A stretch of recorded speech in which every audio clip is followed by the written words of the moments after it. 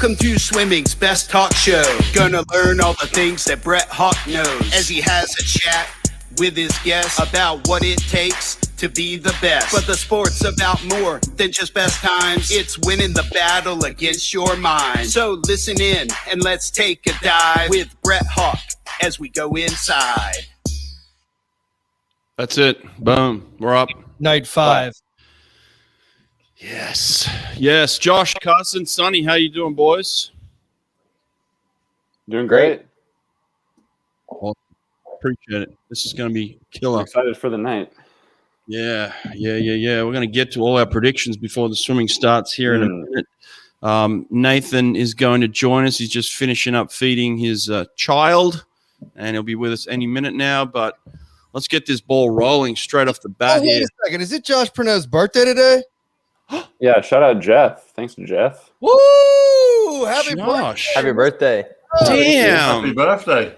Wow. Thanks, Oh, I'm fellas. going to drink to that. Extra special. Okay. Boom. Oh, I feel like I'm missing a beer now. I've got my cup of coffee. Well, it is 2 a.m. for you. Yeah, I actually am. I might run to the kitchen real quick here. Yeah, get on it, man. It's your birthday. Carson's definitely too young over there. Carson, stay off. It's a LaCroix. Oh, good. There we go. Cheers. Listen, let's talk to Carson real quick, hey?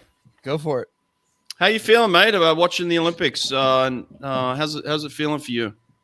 Yeah, I've had a great time watching the Olympics. I mean, I'm a pretty big nerd of swimming, so watching the swimming at the highest peak is always fun. I mean, obviously with trials and how that went and how that was kind of like a tough week and tough past month to kind of accept being so close. It's definitely adds a different element to it, but I mean, I've kind of accepted what happened, and I've had a ton of fun watching Team USA, especially the guys who I train with down at Texas. Yeah, absolutely. Hey, listen, what was the decision to keep swimming? That was pretty awesome to see you pop that time last week. How'd you make that decision? Just keep going for that. Thank you. Honestly, I kind of wanted to be done after trials. I wanted to keep training. I didn't want to compete anymore. And Eddie and Wyatt kind of talked me into it, wanted me to keep doing it. And I wasn't going to do any of my main events. I think actually I was going to do the 2 breasts the day of the 4 a.m. And then a week before, I was feeling better than I was before trials. So I decided to swim the 400 IM and reshave for it. And just, I mean, I didn't really know what to expect. I was telling people before the race, I was like, I think I'm going to go 408 or 415. It's going to be one of the two. And it was just my day. And I just fixed some things from trials, but definitely like kind of a bittersweet race, knowing that. What things did you fix? I think I was just I overswam the first 150 pretty bad at trials. I think I was pretty nervous, and to jump on the first, probably the second and third 50 especially, and just knowing that I don't always have to swim out ahead to win. And but so yeah, it's just one of the lessons I learned from trials moving forward. Was there a big difference in the way that your body felt in the trials experience as opposed to, a month later where you have this swim where you go 408 and post the world's fastest time? Did you just feel more relaxed, obviously? I mean, obviously, just because there's nothing on the line at sectionals. Like, I was just swimming, and if I would have gone 415, I would have gotten out and carried on with my weekend. Obviously, I would have been annoyed, but I think just there was no pressure, so I was able to try something new, which I wasn't able to do at trials. I wasn't going to risk taking it out slower because I had never really done that before when there was something so big on the line for me. So at sectionals, just to try and do something I haven't done before it seemed like a no-brainer just to try it. Yeah. Well, listen, mate, congratulations. Obviously, you got a massive future. Sent kind of shockwaves around the world when you posted that one. It was pretty awesome. But thank you. You can't play with the what ifs right now. We're just got to look towards the future. So now, absolutely, let's have a look at what we got tonight. I want to get some predictions here from you guys. So let's start this thing off. Should we bring in Nathan Adrian? Nathan's here. Yeah. Let's bring Nathan in. There he is. Hey, what's up? Hey, No, Nathan's got the actual correct fit on. Don't forget it. Of course he does. I forgot it. Swim nerd, can we just play Nathan a little intro? Oh yeah, sure. If Nathan Adrian backed down from a cancer diagnosis, he wouldn't be back on the world stage, continuing to train and fighting to win. That's the fighting spirit. That's what makes a lion. Modelo, root for those with a fighting spirit. I almost popped one for this, but hey, this stuff lives forever, and I don't want to make any mistakes, so I'm going to stick with water. You made no mistakes when you signed that Modelo contract. I know that. Good job, mate. That ad was fantastic. It was fun, man. They do a first-rate job. It was like there was a whole crew all there. I think there was like 3-4 trailers just for all the whether it was the legit actors and or the crew members. It was well done. Yeah, that's very cool. Now, did you know it was Josh Prenot's birthday today? Dude, Prenot, we were texting earlier and I completely forgot. So my bad. Happy birthday, man. No worries. Thanks, man. Yes. All right, we got them all here. We got this swimming starting soon. So let's get to some predictions here. Let's go for the finals. Let's just talk about finals. What's up? Men's 800 free. You guys know what you're talking about in this one? On the bottom of your screen, you got the ticker. Oh, yeah. That's the lane assignments. All right, fine. No one's talking. I'll lead us off here. I'm going Wellbrock for gold. The German. I'm going to take a close fight for silver between Bobby and Misha Romanchuk. Very good Come on, call. Bobby. Okay, I love it. Nathan, who you got in this one? I'm hoping for a Bobby Misha showdown. Misha's done some really impressive things. It just hasn't always necessarily been at like either World Championships or the Olympics, and he looks like he's pretty ready here. I love it. Carson, what about you? I think, like Josh, I think Wellbrock's going to win, but I kind of think Felix Auboeck is going to have one of those random fast swims that he seems to have. Good. Yeah, He is. He could be a wild card, man. Yeah, He he sometimes just throws down these random swims. I feel like tonight might be because his 4-free wasn't amazing at finals. Yeah, Right. I love it. Sonny, what are you thinking here? I just wanted to warn these guys how discriminatory you guys are towards long distance events. So hopefully you bring a bit of excitement. Brett, he gets a bit wayward. He might go to the toilet a few times. Might sit Not back. that long to wait through. Come on. Text messages. But I'm with Josh. I really like Florian's stroke. He looks brilliant doing the distance stuff. As does Romanchuk. So yeah, one of them two. All right, Nate, you got a quick one? Who's the winner? I mean, I've liked Felix the whole time. I liked him in the 400. I think he got fourth. But I'll take him in an 800. Okay, awesome. All right. I'm going with the Tunisian in this one. All right, let's move on. Let's move on to the next event. Who we got? Men's What's 2 next? breast. Oh, here we go. Josh, Prenot. you want to take this one? You know anything about 200 breaststroke, Josh? Sure. Okay. So I can get a little specific here. We'll see how well this one works out.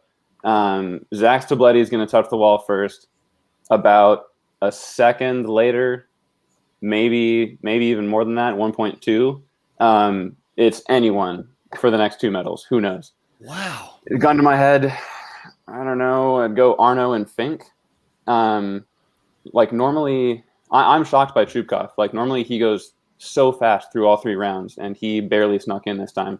You can't count that guy out. He's the world record holder, but I don't know. He's not looking normal. Wow. Okay, that's a big call, but that's a big distance as well. Zach's going to win by a lot, in my opinion. Wow, that's awesome. Carson, you ever done a 200 breast? Not in a while. Not in a while. Right. I honestly, I didn't have any knowledge on this event really. So I was talking to my brother about who he thought was going to win because he follows 2 breasts more, and he said Stubblety Cook. So I guess I'm going with that. Good but pick. before the meet, I thought Chupkov was going to win, but he didn't look great last night. Yeah, it's been odd. Nathan, what are you thinking here? Yeah, I mean, you really can't bet against that guy. And then, I mean, just kind of beating a dead horse here, but yeah, the Chupkov looked bad. I mean, it was just that you fully expect him to just absolutely destroy everyone on the 3rd and 4th 50s, and it just he kind of did, but not in the way that he did in 2019. I don't know if he's used to racing a guy that comes home faster in the back 100, and Zach does. That's a great point too. Yeah. Yeah, it's going to be a great race. Sonny, what you got? Let me guess. James Wilby. When have I been biased? I'm not the biased one. Look at Brett. I'm back in Chupkov. I don't know. Ooh.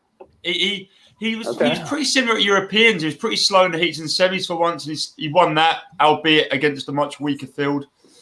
I don't know. I still just think there's nothing like him swimming breaststroke.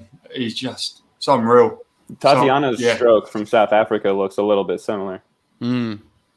It's not as finesseful. Is that a word? I don't know, but it's not as elegant. I don't think it's a British word. Timing, like a really late but quick breath. Yeah. Speaking of strokes, I wanted to ask you, Josh, talk me through Lydia, man. I mean, that's kind of an X factor. Like everybody has sort of studied like Adam and Lily for the last 5 years, whatever it may be, and this is completely different. Dude, she's bringing it back. She's bringing back like 2000 era Russian breaststroke, and I love it. Liesl Jones, man, she looks like Liesl Jones. Great call, totally. Great call. Yeah, dude. I mean, there's so many different ways to do it. Like, just like work to what your strength is with your body type. Like, if you can just get that far forward off, like setting your forearms, and you don't have to kind of like arch up for that breath. I mean, yeah, he's good. Yeah. And Nate, who you picking here? I'm going USA, baby. Oh, okay. Nick Finke. Finke. I'm going Kamminga. He's in at the 150.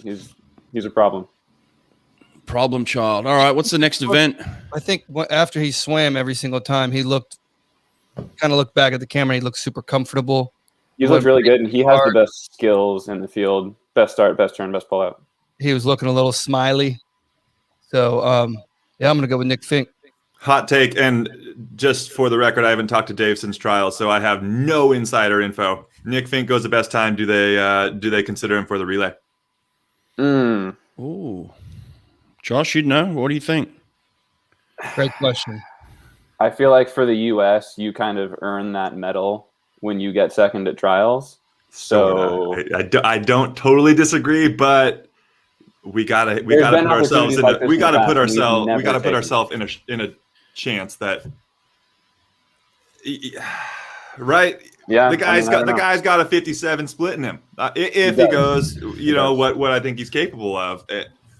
And we need a 57 low, So that's all I'm saying. I don't know. Have you guys got the 800 behind the blocks? Yeah, sure there's one Bobby right now on my feed. Okay. So we've got about 8 minutes to keep talking. So listen, Nathan,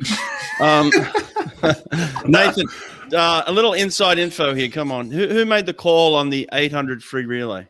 I told you, man, I have not talked to Dave. No, but I'm just saying, in your mind, as you know the team and as you know the player, what do you think? Come on. Not so much throw anyone under the bus, but I mean, listen. So this is actually how I feel about it. I can't remember the year, but 3rd and 1, Seahawks versus Patriots.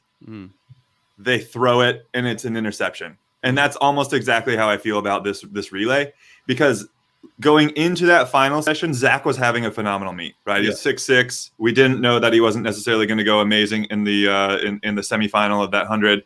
So that was not a bad call, So I really can't blame anybody. Like the Monday morning quarterbacks are all coming out now. Oh, this is blah blah blah, and they have no idea how it actually works. So this is just the unfortunate thing that happens when you have to make that call for the relay so early. Yeah, I got you. I'm with you. Yeah, I think you did the right thing there. You didn't throw anyone under the bus, but you gave some perspective there as well. It's a tough call at the end of the day. And you're right. Zach was in form. There was nothing to suggest that Zach wasn't going to go 145. 6'6", man. Yeah. I mean, he did have that fast reaction time, and you could tell he was he was talked to by some of the coaches before that relay about safe starts. But yeah, I that happens. It's happened to me on a different stage, obviously, but between Pac-12s Pac-10s back in the day and NCs, I think I added something like 4 or 5 seconds in a 200-yard freestyle. Yep. Hey, listen, we got the 800 free obviously in the water, and we got lane 8. Have we got a word here from Paltrinieri? Can we get a word? Is Paltrinieri. Can we get a word from him? Yeah, let's talk to him. The most important thing in swimming is to win. And right now he's winning by over a body length. And right now, hey, who wants it? Paltrinieri. Come on, baby. I guess He's that going whole for it. Did none of us even pick him for a medal? He was under world record slip for 150. I mean, that is the most ridiculous world record of all world records. It's like the hardest one on the books. Yeah. Is it harder than the 400 IM? 732. I know. I get it. But we can go by percentages. I mean, right? Yeah. Let's go. Yeah. Who's been within 4 seconds of that in the last decade? I don't know. I don't think anybody. I mean, Chase went 405. That's the closest in a while. And he crushed Daya. Yeah. Daya was 406 last year. Yeah. But other than that. So this Mono story is 100% planted. Smart. Real good thinking from the Italians. Yeah, look at him. Hey? He's killing it right I have now. Mono. I'm in lane 8. No, don't worry. Don't look over here. Tunisia, man. I'm telling you, the Tunisian's going to win this. He's out in lane 8 again. It's the same lane. Same lane. It's hot. Still hot from days ago. Look at him tearing it up. And what do you guys think about this whole 1.65 meters per second and all this? I don't like it. I think it's distracting. I think it's kind of useful, like on the last 50, if someone's behind and you're like, oh, are they catching up? Are they not? I don't hate it. I like what the ISL did personally. I thought that was pretty cool. I like that better. Yeah, I do.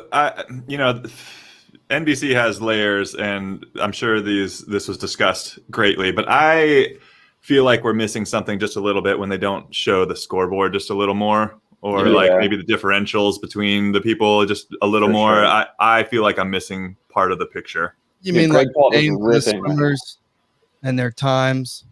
Yeah. Something that Great Britain did during their trials when I was watching theirs. I don't know if it messes up like how much of the screen it takes up, but they showed all 8 splits every lap instead of just having a top 3. And I mean, especially in races like the 200 free where everyone's like within a second anyway, it's kind of useful to see that. But I don't know how much room on the TV that would take up. Amazon Prime had some beautiful coverage with loads of scoreboards all over the place the entire time, the names of the people, what lanes they're in, what their splits are. It was excellent.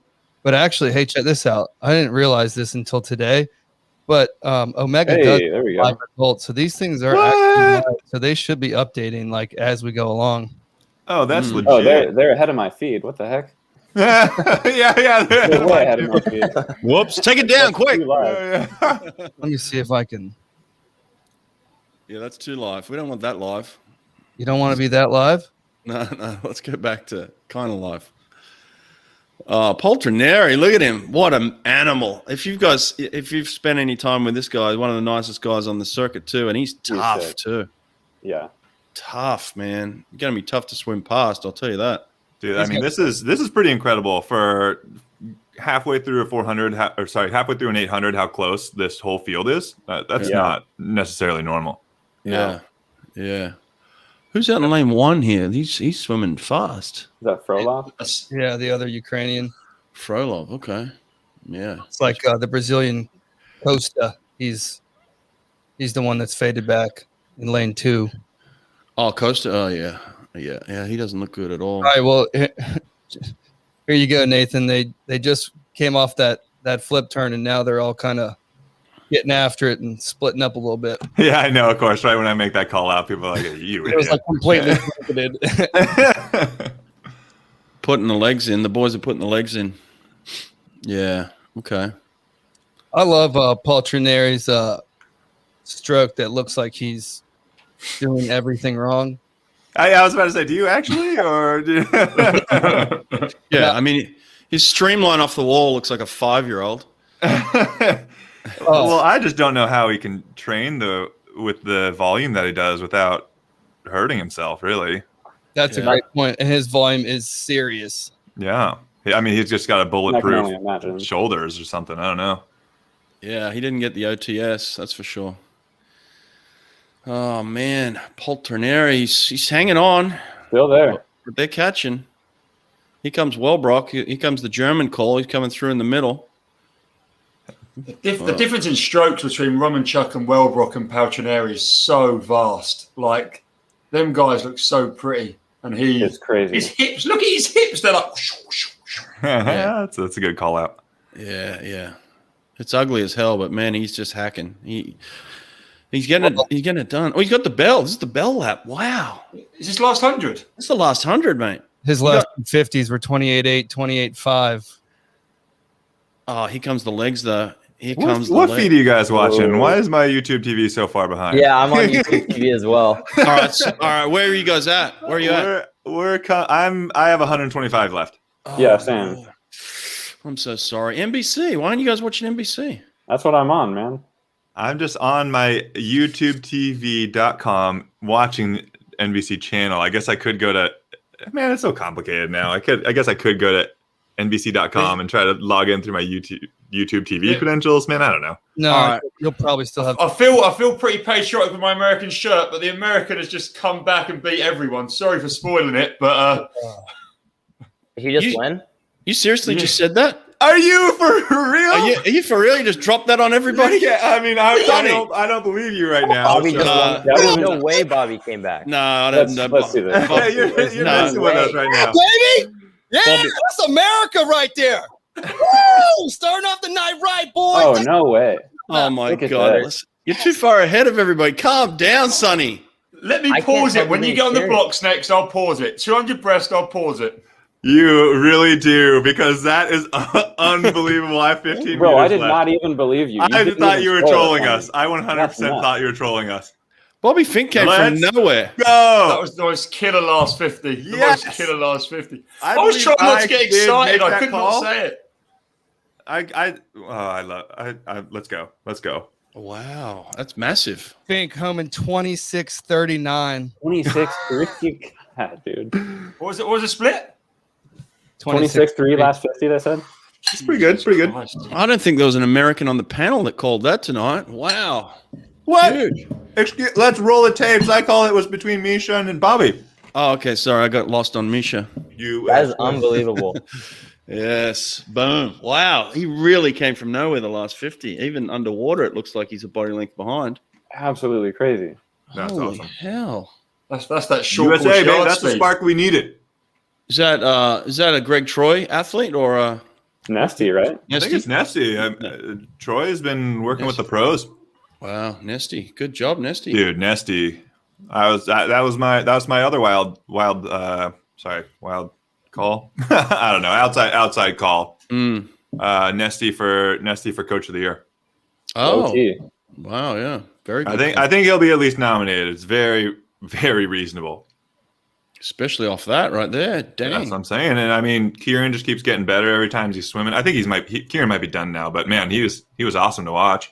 Yeah, He he was was. rapid on that lead-off leg yesterday. He made our British guy look slow, and he won the Olympics the night before. That's what I'm saying, dude. Yeah. Wow. Oh my goodness. Okay. Starting. Oh well, Paltrinieri got second there. Good for him. Look at Yeah. that. he was proper Gutty chuffed with that. for He was on the lane rope. Oh, was he? Yeah. Yeah, he didn't lose by much either. Just a couple of tenths. All right. What's the other final we haven't talked about here, Nate? Women's 100 free. That's Semis. semi, isn't it? No, Yeah. it's a semi. Don't worry about it. Let's go. Women's 2 fly. Women's 2 fly. Okay, let's get the ticker up here. All right. Let's go around the horn, Josh. John, Haley, Reagan. Fair enough. Carson. I think what's the Yufi Zhang? How you say the top seed's name? That's good. Yufi Zhang. I think she's definitely gonna win it. And then I think one American will make the podium. I don't think both of them will. Ooh, Okay. okay. Which one then? Haley. Haley. Okay. Gotcha. Nathan, what are you thinking? Yeah, I'm just gonna copy Josh. He's a smart guy. Yeah. Nah, I mean I think that's just we all obviously are calling Zhang. Haley is maybe one of the most consistent swimmers ever. And Reagan's Pretty hard obviously to bet not where against she her. wanted to be, but she's having a not great meet, and she's still good enough to get bronze. That's incredible. Yep. Sonny, what are you calling here? Zhang. Yeah.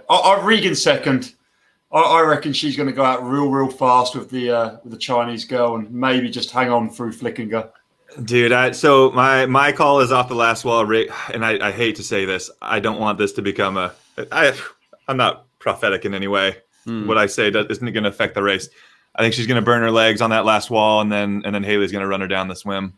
Yeah, I agree with you, Nathan. I think Haley's going to win this thing. I think it's going to be another American win.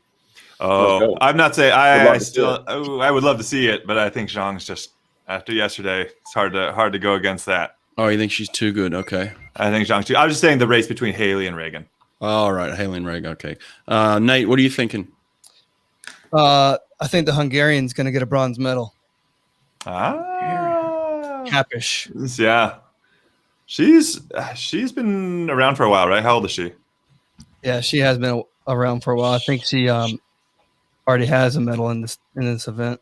Born in 1993. Oh, all right, gosh. Wilby is just now walking out on my feed. Should I pause mine? Am I way ahead of you guys? No, you're not. I'll pause it and we get on the blocks. So then whoever goes last, then I'll unpause. I'm on a commercial, so I'm on a commercial watching. I am as well. NBC people. Yeah, I'm watching NBC commercial. I was going to say, has China won an event yet? No. Okay, well, let's give it to China. Give them one. Come on, they deserve one. What? I mean, I don't know if they deserve it. They might earn this one. All right. Yeah, nothing given. Come on now. They'll earn it. Okay, what's the next final? Come on, don't hold me back. What's the next one? You know what it is. It's a relay. Call it, Brett. Who's winning? Who's winning the relay? Ah, dude. Not the relay. We got the men's 100 free, baby. Men's 100 free. I'm sorry. 100 free. This is where the money is. I'm going to come to Nathan last. I'm going to get your opinion last. Sonny, we'll go to you first. Men's 100 free. One of the men in lanes 1 to 8. One of them is going to win. Fair call, you. Josh. I'm throwing it to Carson first. I want to hear what Carson says. Carson. I've been saying all day I think Chalmers, but I don't know how he can go against Dressel. So I'm gonna go Dressel, Chalmers, and then Kleshnikov. All right, I got boys on the blocks. Hang on a second. I'm in. So when you guys are in, I'm joining you. Are we in the water yet? They're about to step up. Splash. Are you kidding me? Dude, I'm watching I'm on commercial a still. commercial. I'm watching a QuickBook commercial. You guys are all over the place tonight. Holy Okay, so I'm seeing boys on the block. Zach just stepped up. Fink's clapping. I just heard the whistle. Okay. Okay, we're all okay. We're synced. Can we start? Do we start? Yeah, let's go off your feed. Let's go off Just Nathan and Josh. You guys call it. Oh, Josh, you're calling it, actually. You're the 200 breast man. They're at 15 meters. Okay. They're at 15 meters? All right, I just started, so don't ruin it like last time. Yeah. Sorry, no, guys. Sorry. Josh is calling this the rest of the way. Call it, Josh. All right. I mean, there are basically two ways to swim the 200 breast for these guys, right? Way number one is you go into the race thinking, all right, if I'm in the hunt at the 150, I can probably take most of these guys on the way home. That is how Fink swims for sure. It's how Zach swims, Chupkov. The other way is to just say, I have more easy speed than everyone else. I can just get a huge lead and hold on. That appears to be what Arno's doing, and that's typically how Wilby is going to do the 200 as well. The thing is, Arno has done it both ways and gone 206 high, 207 low both times. So the guys around him don't really know like which one he's going for. That was Love nearly that. sub-minute. That was nearly sub-minute. He's sending it. Whoa. Zach's last 50 in prelims was a 32-1. So we will see. Wow. Oh wow, this is heating up. Ooh. How far see if ahead you of guys world up. record? How far ahead of world record pace do you think he needs to be with a 50 left to get it? Zach, he can be Any of behind them. it. Arno needs to be well ahead. Zach being on it is a very good sign for him. All right, Sonny, don't you say a damn word. Oh wow. Wow, dude, Arno is crushing. Oh wow. Oh wow. Wow. I know the result. I think I'm a little ahead now. Yeah, too. you're I probably fast shooting with forward. that live timing. I still have like 30 meters to go. Oh my God, this is getting Oh, no close. way. Let's go. There's Dude. 4 guys. Oh.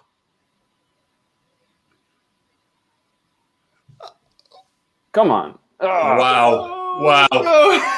Wow. Hey, How have you held this in, Brett? Finland. How have you held this in? Oh, all right. Aussie. Wow. All right. I I expected a way bigger margin. I was wrong on that, but order mostly correct. We'll take it. Yeah. Josh, did you ever race this Matti Mattson from Finland? Uncle Fester. I don't know if we were ever at the same meet. Maybe like Short Course Worlds. Was he there in 18? I'm not sure. He's older though, isn't he? I think he's like He 30 is. something. He's been around for quite a while. Yeah. Just Good got the for him. bronze. Stubblety Yeah, Cook. close advance. And I'm pretty sure that's his best time. I mean, he had to have just gone like 207 2063. for the Finland guy. Oh, Finland went 2071. He just missed the Yeah, silver. massive PB for him. Yeah. What was Finke? Anybody with the results up? 7-9. Yeah. Yeah. No, he was like 5th or 6th, was he? 5th. 5th, yeah. Where was Chupkov? 4th. Yeah, 4th. Very close. Wow. Okay. I mean, most of you guys called that, so that's a fair call right there. Well done. Man, 207.1 for Matti. Nice swim. Sheesh. He was bronze in 2013 Worlds, not in 207. Was he really? Yeah, he was behind Gjörta and Marco Koch with a 208.9. Yeah, wow. Huh. Sheesh, that was a heater. That's kind of a muted reaction, Brett. I thought the Aussies would be more stoked about that. I think they've just won so many events at this Olympics. Okay. All right. All right. No, I don't know. Maybe it was just one they kind of expected. It was, Well, I mean, you guys called it, so it wasn't like it was a shock, right? Yeah. Okay. That's fair. I think it was just like, okay, great, got the job done. But yeah, usually you get a little bit more. What do you guys think of the Dean Boxall celebration? Why has he toned it down now? Yeah, I don't know. He got a little.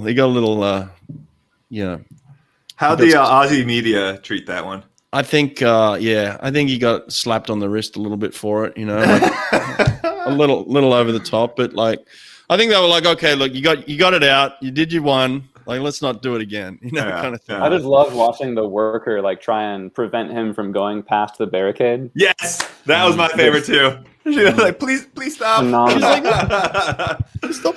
Yeah, she was freaking out. Hey, can someone throw in the results link in the chat, please? Yep. 100%.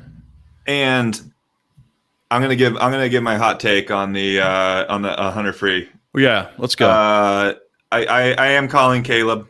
I think he's the clear favorite, and we don't know what he's done yet. I think Kyle really wants that semifinal swim back. I think he would have been in the hunt if he could have been next to either Clement or Caleb, but he's not. He's next to a South Korean guy. South Korean guy knows that Caleb's next to him. Not gonna, there's gonna be nothing there for him to get to draft off of. A lot like what Josh was talking about in that 200. There's two kind of key ways to swim this. It's Caleb's fly and die, or fly and hold on at least. Hey, his dying is still coming back in like 4.8, man. Exactly. Yeah, that's pretty dang good. So, but yes, the other way is a Kyle way, and if Kyle is next to the right person, it can be like it can be as fast as like a 24.2 or 24.3 on the right day, which is absolutely insane. What do you think of this? The other guy he's next to, South Korean, and who else? I don't know who's on the other side. That's a good question. Dude, Popovici's amazing. Absolutely amazing. He's going to be he's going to be dangerous. He's got these arms that like freaking go down to his knees. He does, doesn't he? Yeah. Yeah. I mean, you don't want to call him an orangutan, but it's a very orangutan-like, isn't it? He uses that leverage. Once he starts throwing on a little muscle, it's going to be scary. Yeah. Yeah, very scary. And he's one of these kids I shouldn't say that, but I mean, He is a kid. He's 16. He's definitely a kid. He keeps getting faster, dude, every single time he swims. Yeah, he went 144 in the 200. Yeah. People forget. All right, Nathan, 144. Yeah, 144.6, I think. Yeah, he got fourth by a couple of hundreds. 0-2, yeah. Nathan, 1, 2, 3 in that. Who is it? It goes Caleb, Clement, and then Kyle.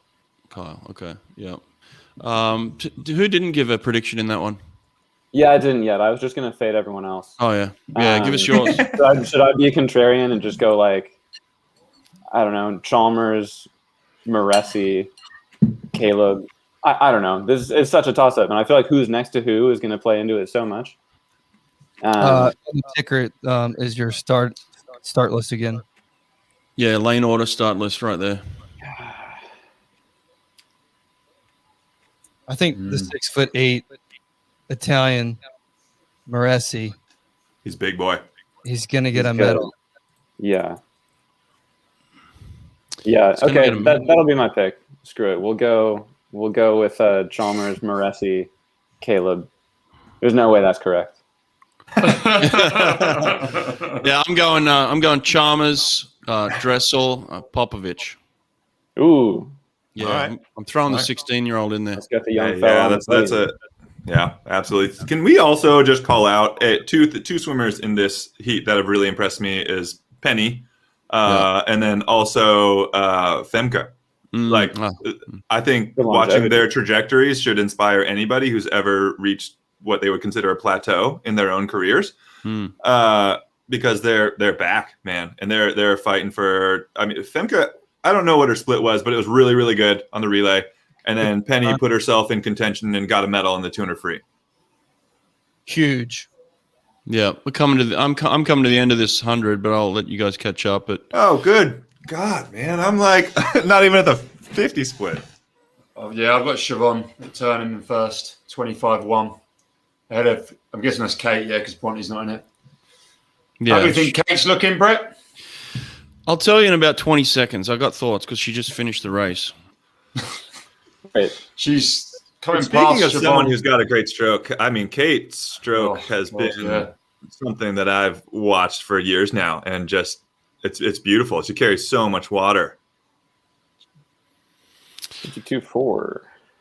Yeah, that's quick, right? That's an Asian record, right? That's really quick. I mean, that's faster. Is that an Olympic record? No, because Emma was 52.1. Yeah. Oh. Emma did 52.1 breathing. That's through her right. nose. Okay. Going into the meet, it would have been. Yeah. That's what I meant to say.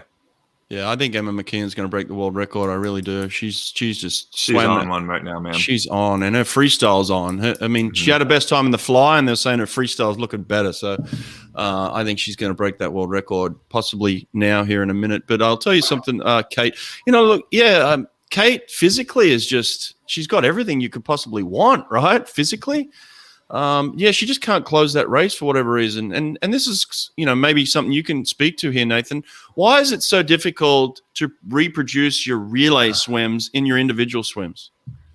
It's a different race. And everyone's going to be different. Obviously, Caleb has this incredible start. I didn't necessarily have a start on his level, but I found that I could ride my relay start for the first 30 meters, no problem. Like I had to reel myself back. I had to be like, don't try. And then I could come back super fast. So I would consider those two different events in a way, or definitely two different strategies that you had to execute. Right. And then there's also a feeling, there's a lot more pressure on you, obviously, individually than there is in a relay. You've got a team of people around you. So there's this sense of relaxation in the relay too, isn't there?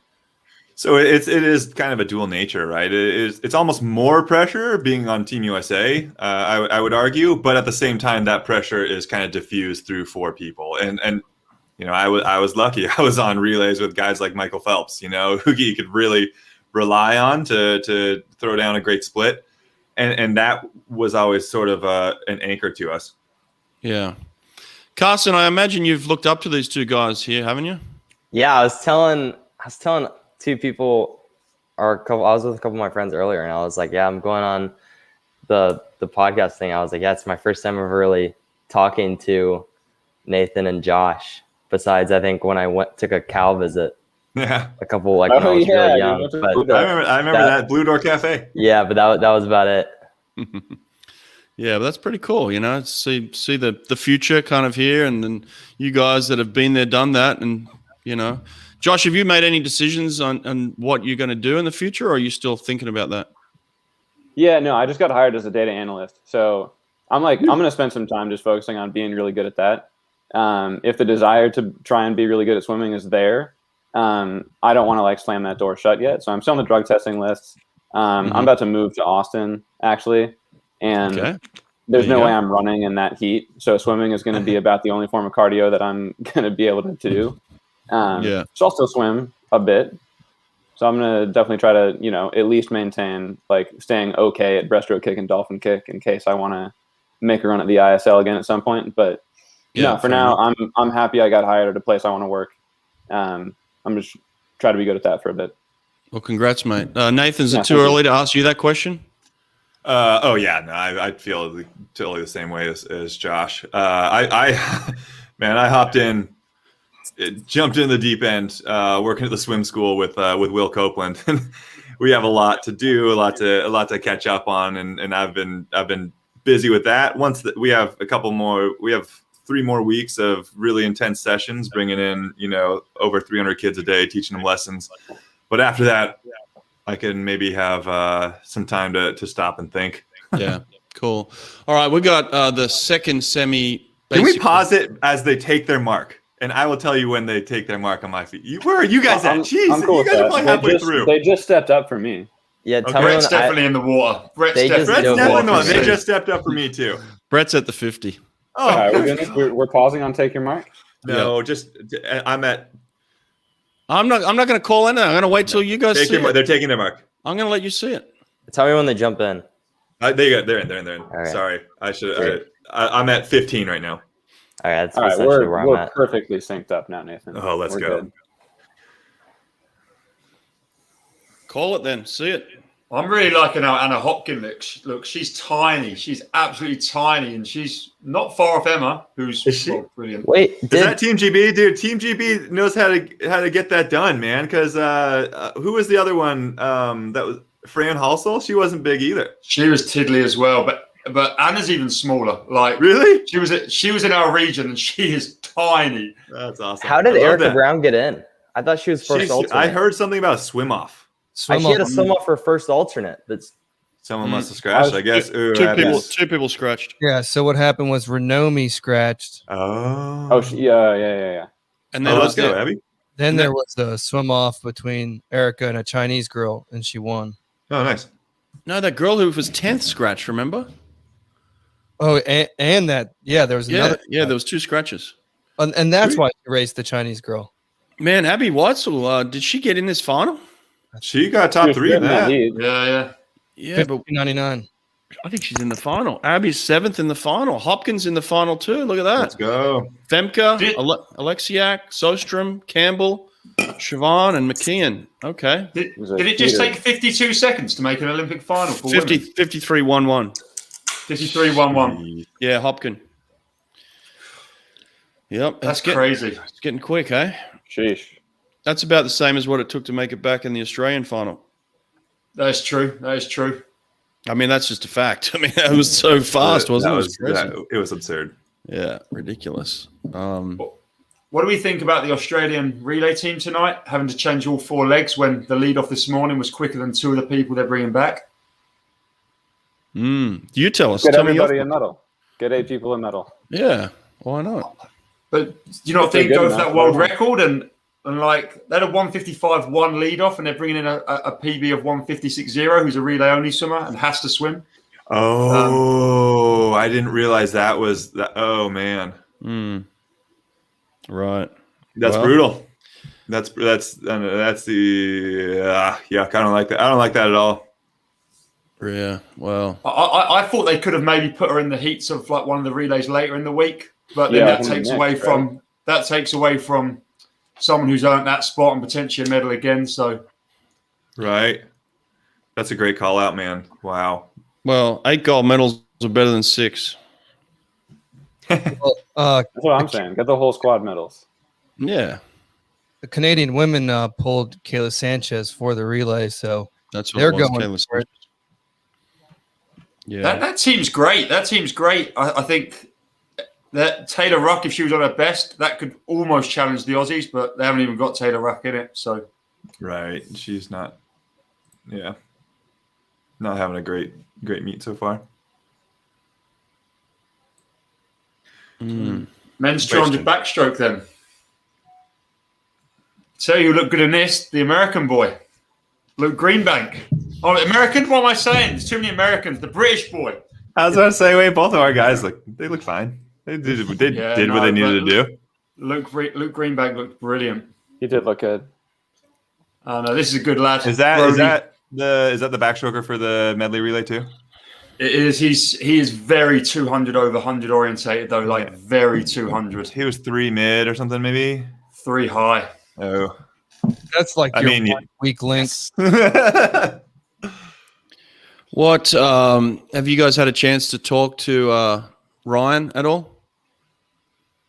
Little, Okay. just a couple texts here and there. Yeah. I mean, listen, I fully believe this. I mean, his body is ready for setting a world record, in my opinion. That semifinal swim, man, he looked good, so good, and for whatever reason, this or that, he didn't have a great one for his final, but he still got third. Man, that's a bamf right there. Being able to pull something like that off, right? So that's how I feel about that. Yeah, what was he like 52-2, right? Yeah. Yeah, I mean 52-2 is slow, and winning an Olympic medal is not a small feat. Like, No, it's not a bad swim. It's just he didn't break the world record in that one.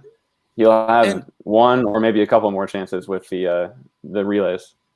And I always felt, me personally, I always felt like if someone outperform me on the day, then I'm okay with that. Like if I did something, if I did something where I'm like, I really screwed that up. But if someone just outperform me, I mean, you can live with that, right? For the most part. I mean, it sucks. Don't get me wrong. I mean, it sucks. I'm sure, and it hurts. No, like let's call a spade. But he went 51.9 to beat him. It's a good swim. Yeah, exactly. And he's got some good swims still ahead of him. But he's a competitor. You guys, we know that he's a competitor. Exactly. Absolutely. Yeah. Yeah. So this will be. Where are you guys at? What are you guys watching? They just jumped in. Yeah. Oh, Brett, pause it, there Brett. We go. Come back to us. I'm at the 35. Where are you at? Will you guys Brett tell will me? not pause it. He's never gone back. I'm hearing. It's the comments section. Have they taken their mark yet? Take your mark. They're about to. Go. Really? Okay, right. I'm at the 75. I'm 75 ahead. Jeez, dude. I don't know, but just don't read the comments though, because they're just letting it out. Don't read the comments. Did you guys see the guy in lane 1, Johan from France, in the 100 back semi just collide with the wall? No. That was him? Yeah. Yep. Yeah. Smash. God. He just didn't see that. He said it's very bright ceiling and just slammed into the wall. Dude, pretty heartbreaking. Yeah, Evgeny looks smooth. He looks really good. He does, doesn't he? For a guy that flips in 24 and 100 back, he's so efficient and good at the 200. I mean, I wish I had my stopwatch here. What's his stroke rate right now? He's going to be like 1.4. Yeah, I was thinking 1.4, maybe a little higher. That's Yeah. going his stroke is not too 56. dissimilar from Bryce. Bryce had a great swim this morning. He did. I think the way they kind of like rotate the body into it is pretty similar. 38 stroke rate.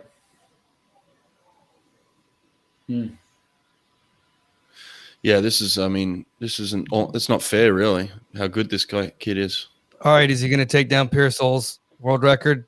No. In the 200? Right here, Not yet. 151.9 tomorrow. Oh, he just did the Anthony Nesty. touch and jump. You know how Nesty won the gold and then just like shot out of the pool. Love that. Isn't that how a relay team got disqualified in like Commies 2002, Brett? You must have been there. Yeah, I reckon it was an Aussie team. Was it your Aussie team? Yeah, it was World Championships. It was in Fukuoka, I believe. Yeah, I think it was Gian Rooney. You know, Gian talked about that on the podcast. Yeah. No, yeah, he's hustling out of there. Yeah, just gone. What's he got? Has he got something later? Where's he got to be? Dining hall closes in 20 minutes. The Aussie didn't swim very well there. Tristan Hollard. But he swam better than the British kid. Oh, poor Brody. He's a lovely guy, Brody. Is he? He's been on my channel. We support that. There's Murph, rugged up. He's got the gloves on. He's got the scarf around his neck. Got the headphones on. He looks ready. Yes, beautiful. Okay. Going to an ad. Oh, Modelo. All right, I'll drink to that. Hey. Oh, man. What else was I going to say here? I don't know what else I was going to say. All right, so 55 is safely in. Yeah. I mean, what did Bryce was 54, right? Oh, wow. At trials? At trials, yes. Yeah. 54-2. Yeah. Or was that Murphy? That might have been Murph. Yeah. Comments? I don't know. I thought Bryce was 4 high for some reason. I got to get this question out because this kid is driving me crazy in the comments section. Nathan, what's your thoughts on Dressel's 17.6? 76. I mean, it's incredible. Yeah. Like, what do you want me? What do you want me to say there? Exactly. Like that's just A absurd. little bit of room for improvement, you know. Listen, I mean, I want to, like, part of me is like, wow, that's incredible, but the other part of me is the realist is like, listen, we're gonna see something faster than that. I don't know. It might take 20 years, but we're gonna see it. Yeah, I agree. Can you get Bernardino's thoughts on that for us, Nate? Oh, we sure can. It looks like Gary Hall Sr. also is jumping in here into the comments. Gary, what's up? Oh, beautiful. Yeah, that's awesome. That's a big viewer right there, man. Oh, and if you really want to nerd out, go check his live stream out. He does a review every morning for like an hour, and he just goes through everyone's stroke rates and the whole nine. It's pretty excellent. I love that. I actually need to start doing that because, I mean, on the West Coast, I ain't waking up early enough to watch it. Yeah. Exactly. Yeah. So watching it, hearing a review would be really nice because otherwise I'm just seeing it on text. All right, let's we got Mark Bernardino coming in. Hold on. The first question I would ask an athlete who's going up against Caleb Dressel is, are you afraid? Are you afraid? Are you afraid of Caleb Dressel? What frightens you? I would want to know. And if that athlete said to me, yeah, I'm afraid, he's great, then I'd say you've just lost. We have to start all over again. In response to what frightens you, I might say the first 15 meters of the race. Yeah. That's what I was thinking too. Yeah, it's pretty scary. Pretty scary. But we're up here. Oh, we got a bear. We got a tattoo of a bear on TV. Bryce Mefford. Let's go. Yeah, Name, image, likeness, baby. That's right. Yeah. How do you feel? How do you guys feel about that coming in now? Let's go. Free market, baby. We love free markets, right? Yeah. Yeah. I think so. I think I had a conversation. I think what some kid going to Ohio State's talking about foregoing his senior year to get the NIL money, and I'm like, that's not name, image, likeness for a random college junior. You know, he's using the credibility of the Ohio State University. So I think people need to think about it. I don't know, man. Left to be a completely free market. I think the SEC is going to blow up and become a mini NFL, and then all the other teams are going to be scrambling. Sorry, that was very off topic. Are they not already? Like, what's changing about this? It's just Bama and Clemson like every year. Well, I realize that. I realize that the college playoffs have already created that, but now you have Texas and Oklahoma talking about going to the SEC. It's going to just become worse. Yeah, Carson, what's your thoughts on joining the SEC, buddy? I'm all for joining the SEC. You I think would it's- be. I think it's It great. is a great thing for you guys. I get it. Have you signed any contracts yet, Carson? Yeah. No, not yet. Come on, you're number one in the world. You should have signed Get something. the bag. Come on. Now that you're allowed to. Yeah. We'll hopefully sometime soon. We'll see. Oh, there's Well, something I'm in the excited works. for you, man. Yeah, something's fucking They'd be good. lucky to have you. Thank you. Yeah. It better be Mizuno, Carson. It better be Mizuno. I don't know. I mean, me and my family and my coaches. We're evaluating everything. Of course you are. Absolutely. Why wouldn't you? That's awesome, man. Not my Great. coaches. I think that's technically they're making sure I'm making the right decisions for myself. Gotta be careful. Yeah, you got to use the right words. Guidance or something. I don't know. Yeah. They have no decision on it, but that's a better way to put it. Yeah. Yeah. So Fair enough. what's the rule of suit sponsors now? Like if your team is a Speedo team, can you be arena? So basically it's all state. It's all like every college, like the rules on it are state laws. And so like with Texas, it's like you can't go against your school's sponsorship. So like our football team can't do Under Armour, but like our team doesn't have a suit sponsorship. So we're pretty much good to do whatever we want, except we have to continue to wear Nike while we're on deck. There you Like go. regardless of, as long as, that's the only, That's I pretty mean, nice freedom to have right now. yeah. Oh, it was just Eddie with the Speedo contract, was it? I'm not sure. I mean, we don't have a contract right now with anyone. Eddie doesn't. I don't think he is involved with Speedo anymore. Oh, he's not. Okay. Bryce looks All right. good, but so does the Brit. Yep. Yeah, Luke looks lovely.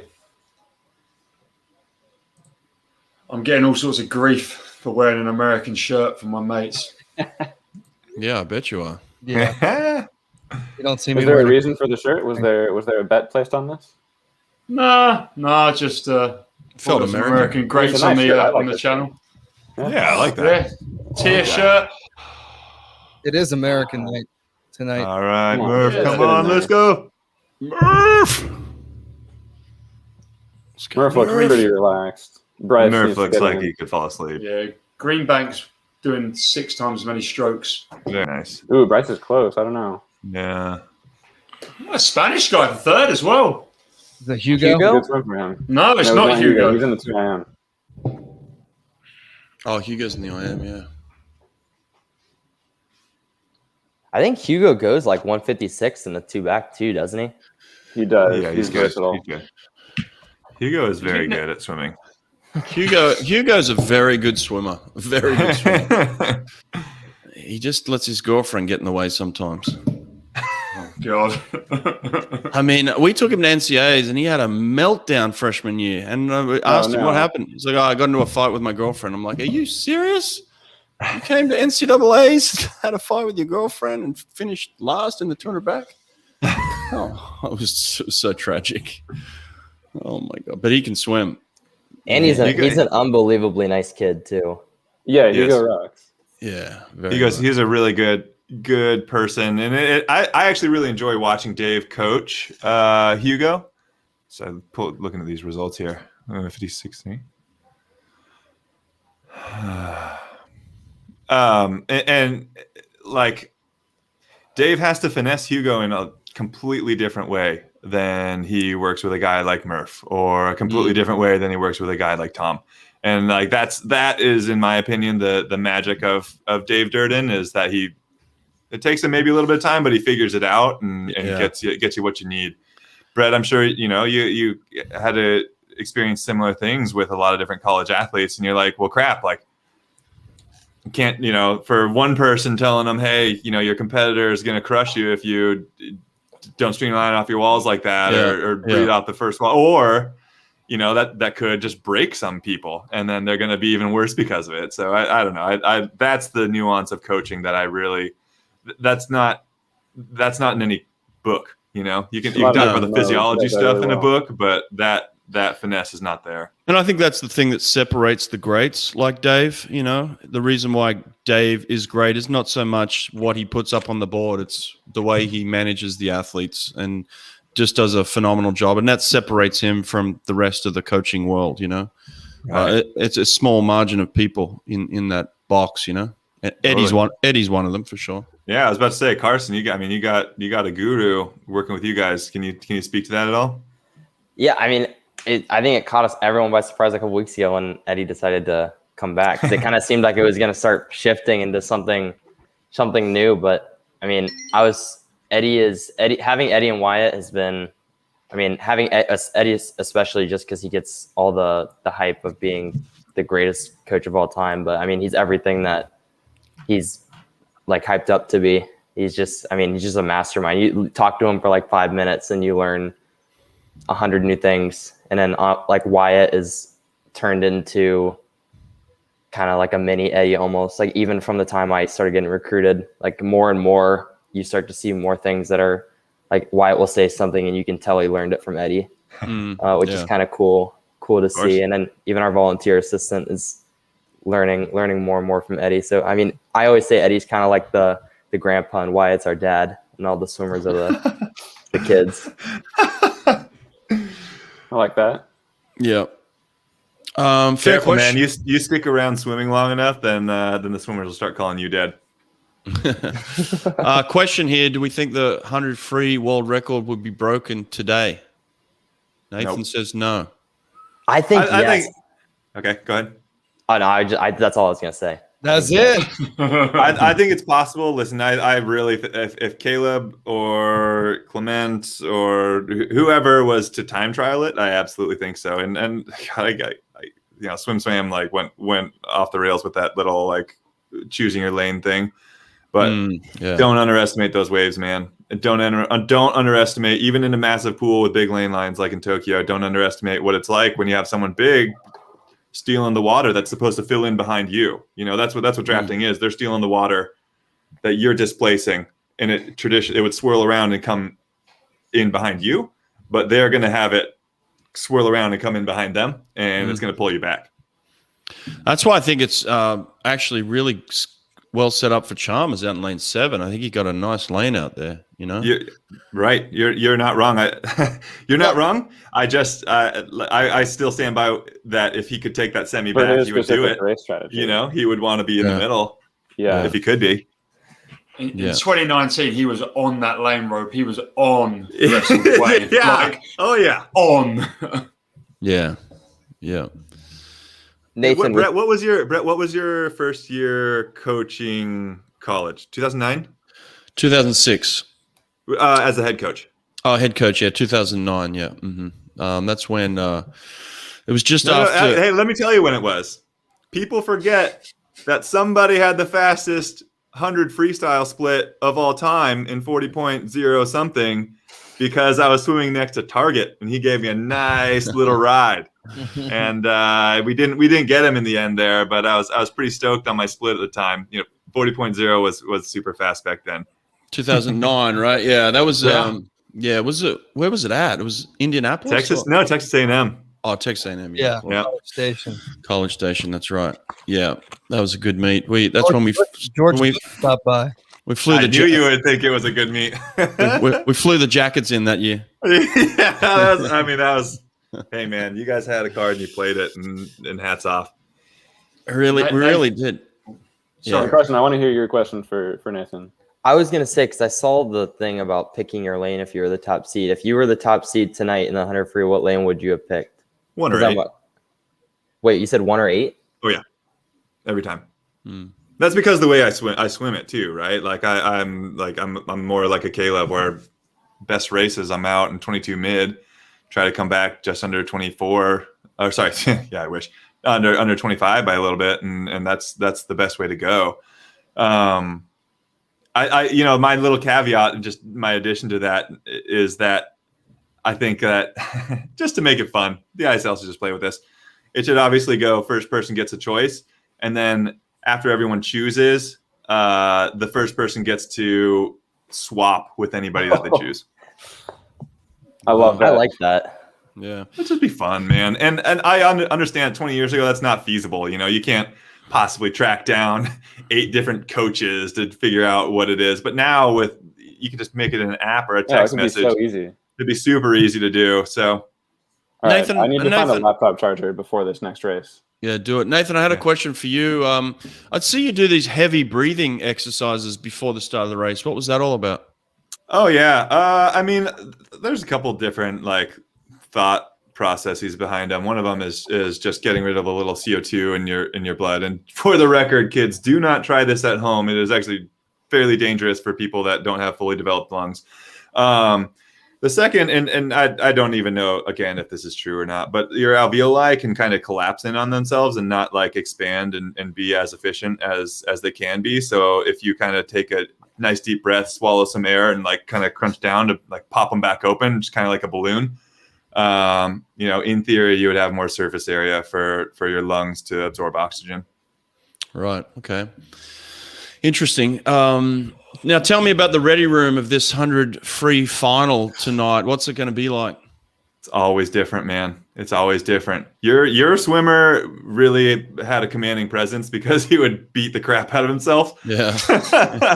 I mean, Caesar would come out and he completely red, like in chest, face, everything. And he's like, taking water, blah, like spitting it out on the ground, like doing this whole song and dance. But like when he was really not competing internationally anymore, like it was completely different. If it was like a Cam McAvoy and myself and like some other people, it was like a lot more relaxed.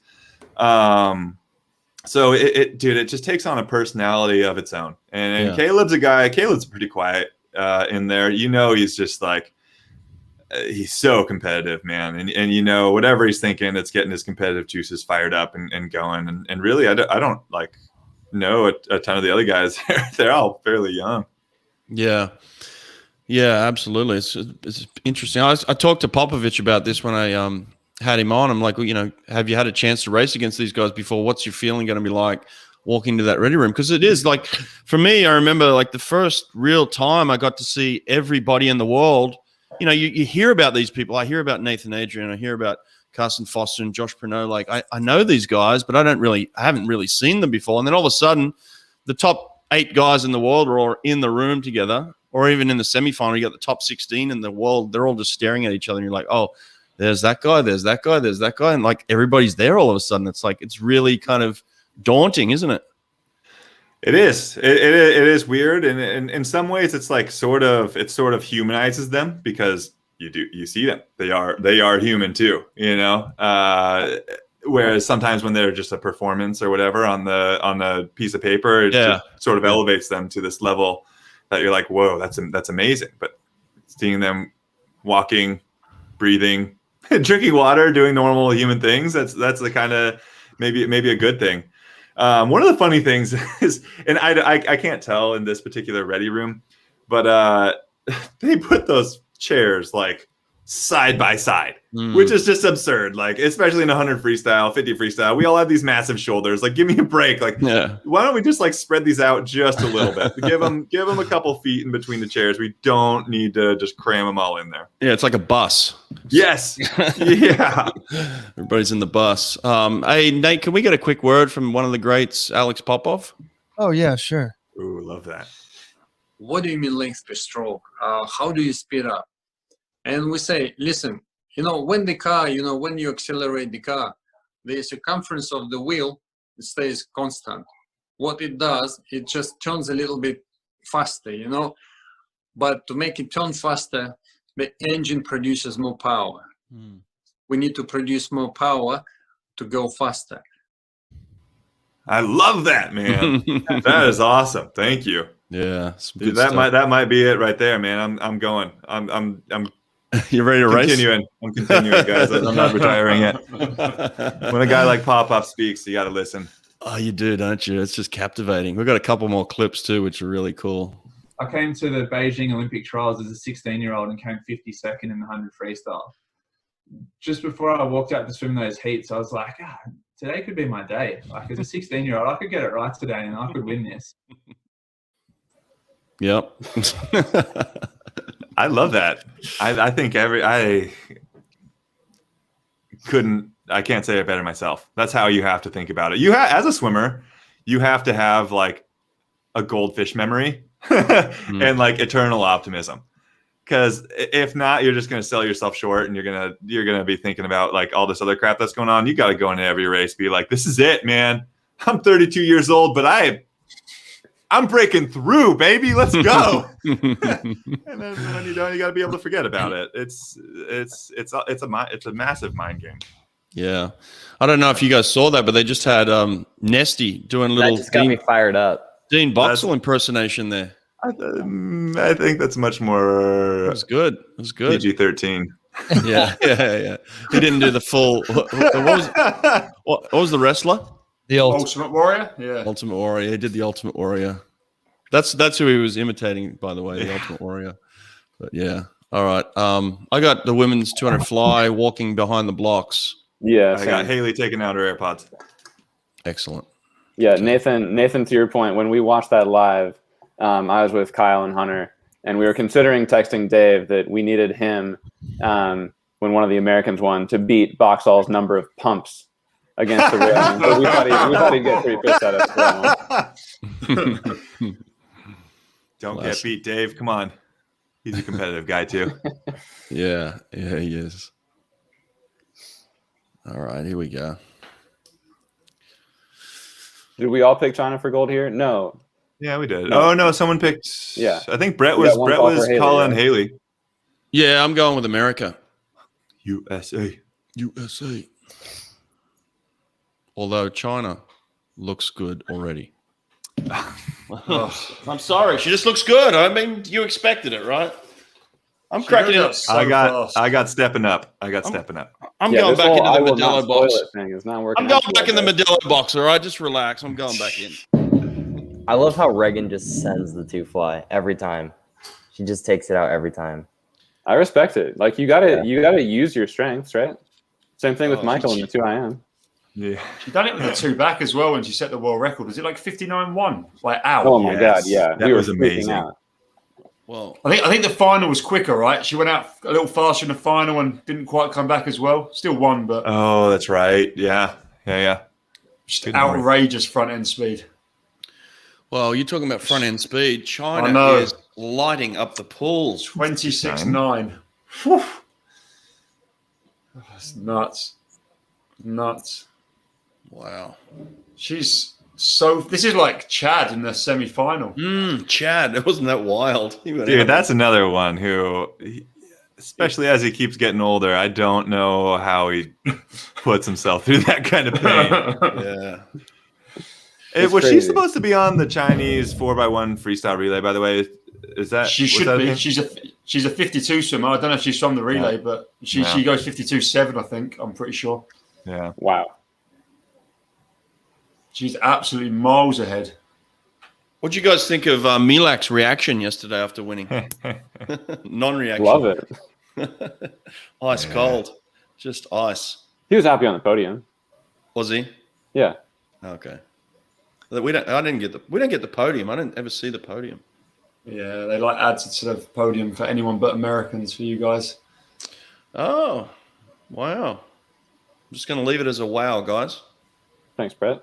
You're welcome. Thanks, Brett. Oh, Reagan, see? She worked those underwater. She didn't pass Haley, but... Ooh. Okay. There's 2 medals. 2 medals for the Americans, it looks like. Sonny. I'm not seeing the end. I'm still in the race. I'm just saying from what I'm seeing. Okay. I think Regan's passing Flickinger, though. I think she is. Regan's passing, yeah. That's when you want those meters per second, right there. Nice job, Regan. Does. Well done. One of you guys called that. Who was that? Was that Josh? I just realized 203 as well. I called it the opposite way. I thought Regan was going to burn her legs, and then Haley was going to run her down. Was that you, Carson? Did you call Regan? I said Regan wasn't going to make the podium. I think that's the fastest 200 fly since 09. That is ridiculous. Start to finish. What a lead. Hey, she just didn't even look back. Great swim. Regan's now a fly swimmer. She's finished higher at the Olympics in fly than backstroke. Hey, man. Regan, the best is in front of her, man. I'm excited. I'm really excited. I'm bummed out, obviously, with the pandemic and the people being out of the water and all that good stuff. But once she gets settled again and in with Greg for a couple of years, she's going to be in these 2 fly finals for years to come. I think that was the first time we had a couple of Americans beating Mary T's time here. Oh, good call. Wow, nice. Here she is looking down upon us with her gold medal grace. Blessing the stream. Oh, we're in the ready room. They're showing the boys as that walkout tunnel. That's the worst too. The walkout tunnel where you just stand there waiting for the camera to be like, okay, 30 seconds. Yeah. There's tension. There's Great a lot of job, tension. America, in that one. That was a great race. Right. Yeah. How are you going to control yourself on this thing? Yeah, this one's going to be tough, especially if we end up getting a win. I'm not. Dude, you better just shut up. mute your mic or something, dude. I'm gonna cover you on the screen. Yeah. Just I'll shut up. I'll shut up. I'll just let you guys enjoy it. This is going to be interesting, though, man. There's a lot of tension in this little hallway we're in right now. Everybody's stood up. Everybody's kind of pacing around. I don't like the masks on. I mean, can we take the mask off now? Come on, let him breathe, man. Popovich, Sun Wu, let him breathe. I feel like that's actually. Hey, here's a question for the audience, dude. Why is it that the young, really fast 100 freestylers are generally not American? Like Caleb was the only one, right? That was like an 18-year-old going 48.5 or whatever he ended up going. But we never have like the 16, 17-year-olds that are breaking 50, going really impressive times. Because they're all playing basketball, Nathan. Okay. That's reasonable. That's a reasonable answer. I was wondering if it's a training thing. Like, is age group swimming in the U.S. not where it needs to be in terms of like those training modalities? Like, I'm not opening that can of worms, mate. I'm stepping out of that one. Woohoo! Yeah. I don't know. Yeah, I don't know. Yeah, food for thought, man. It's just food for thought. Yeah, no, I think it's a fair question. I don't want to get in the way of the coaches saying money in the bank and all that good stuff, but I mean, are the youngsters from other countries like typically in their like national training center, like training zones by then? Because a lot of these places don't have anything. Like I don't think there's. If you're in Australia, sure, England, sure. But if you're from Romania, I don't think they got a. They got 1 50-meter pool, and he's in it. One? No, not many. Not many quality ones. Let's put it that way. Right. About as many as Alaska. I got 2 TVs going on. One's an antenna, so it's pretty fast, and the other one's on YouTube TV. I think I got to turn this. Turn it off, dude. Turn it off. Yeah, do not ruin this for us. This is too much. If I start sensing like things are going wrong, I'm pulling these out of my ears and I'm just watching. No. Listen, out of respect for Nathan Adrian, I'm not saying a damn word from here on out. I'm just going to remove hockey. There it is. There it is. I need to see his reaction to this. Come on. Better have a recording at least. Oh, no, I'm kidding. They haven't started. They're just walking out. They're walking out. That's it. Did anyone pick the Korean kid in this to medal? No. Of us? No, but it could be anyone, man. You can be so close. This is such a young final. I think like 5 of these guys have never been in an international final outside like this games. Like, really? That's a good stat right there, Sonny. It's not a fact. I'm just looking at, Moressi's been in European finals, but I don't know if he was in 2019 final. Popovich definitely hasn't been in a world final. He was 14 last time there was one. Sun Wu was 16, so I doubt he was. He's looking super confident walking out. Yeah, and I kind of said this the other day, Nathan. I'm going to repeat it to you. Caleb is not walking out as confident as I saw him in 19. In 19, he looked like he was just locked in. I'm like, no one's touching this kid. He looks a little nervous to me, to be quite honest. That's a valuable observation. I wasn't watching it on TV, so I don't have a input to that, but it's worth noting. I mean, a lot of talk of Phelps and this guy on my shirt, like carrying that expectation of like you've got to win all these races, and that adds up, I think Caleb has systematically put himself in a good position to feel the least amount of that pressure possible, if that makes sense. Right. He's been incredible from a very young age, and I think he knew that managing those expectations was going to be something that's important, and I think he's done a good job of it. Obviously, he's done a good job of it. Let's be real. Yeah, Brett, I'm done with you. I'm kicking back. That's it. I'm on the blocks. You are officially blocked by my hand. Don't look at the comments. I'm turning up the NBC feed. I will hear none of this. Heart rate is up. Afraid? Are you afraid of Caleb Dressel? I'm like shaking right now, man. Let's go. The fan experience of the Olympics has been phenomenal for me. I'm not going to lie. But my heart rate, like from the last 2 days, right when Murph started swimming, has easily been like 130 or higher for the rest of the session. Oh, my God, yeah. I'm standing up for this, guys. All right, I'll go with you. Are you on the blocks now, guys? We're all on the blocks. Yeah. Yes, we're on the block. Yeah. Chalmers in lane 7. Good. Oh, my God. Look at that start. Yeah. Looking good. Oh, I don't like how close Klim is. And then the Korean kid's right down the lane line right there. He's loving that draft. He might get certainly whitewashed in a is. second. What was that? 2-3. I have been out in 2-3 before, but I will not have come home as quickly. He looks good. He's fine. He looks good. He's real fine. Chalmers. Oh, God, oh my God. No. Come on, He's sure he's got it. Oh, I think he's all right. He looks. Oh my God.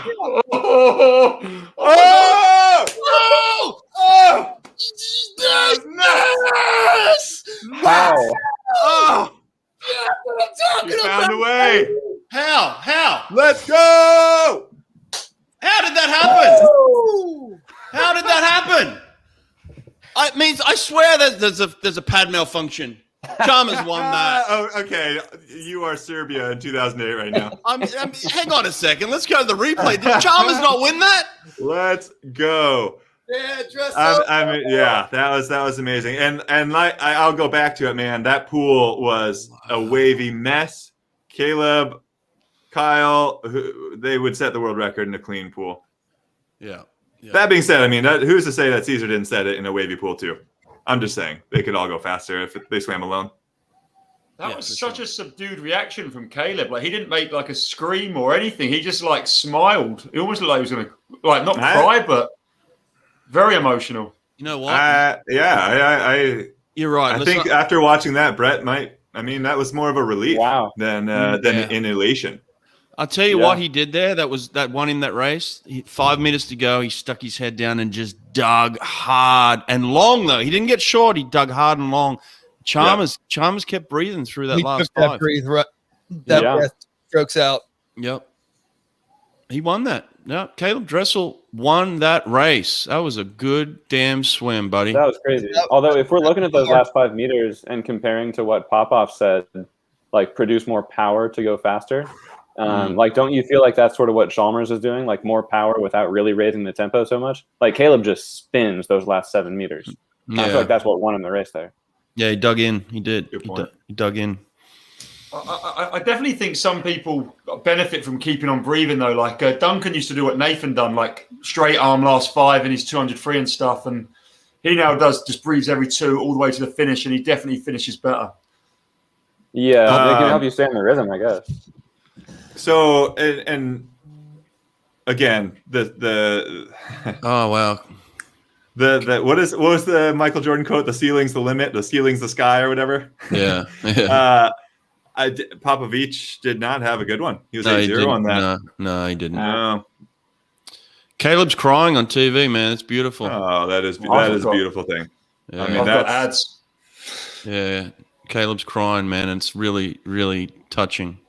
Nathan, what do you think about like power versus tempo to finish the race? I don't know anything about this. I've never been faster than like 50 point from a swing.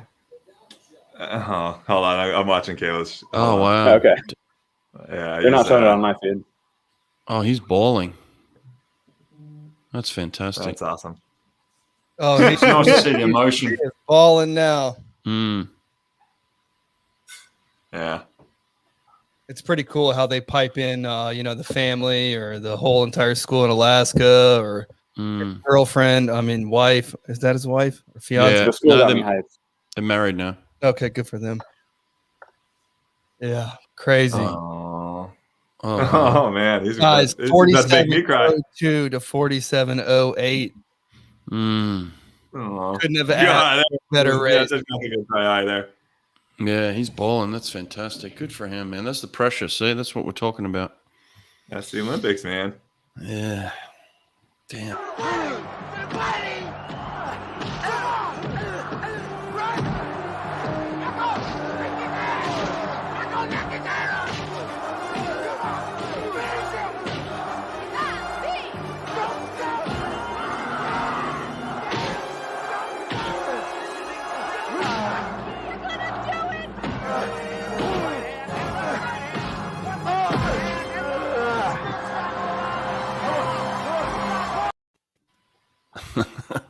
I'm glad that came true. Wow. Well, back in honestly, I received a telegram from the daughters of Johnny Weissmuller in the village in Atlanta, and they congratulated me, to defend the 100 in particular, because back then in 24 and 28 there were no 50s, and they congratulated me on defending back-to-back to Olympic titles on the 100 freestyle, and which was very touching. What a great story that is, right? That's crazy, yeah. Josh, I don't know, the power versus tempo thing. I think it's just always going to be like a sliding scale, right? And it's like if you use your power up, then maybe you have to go to tempo. Sure.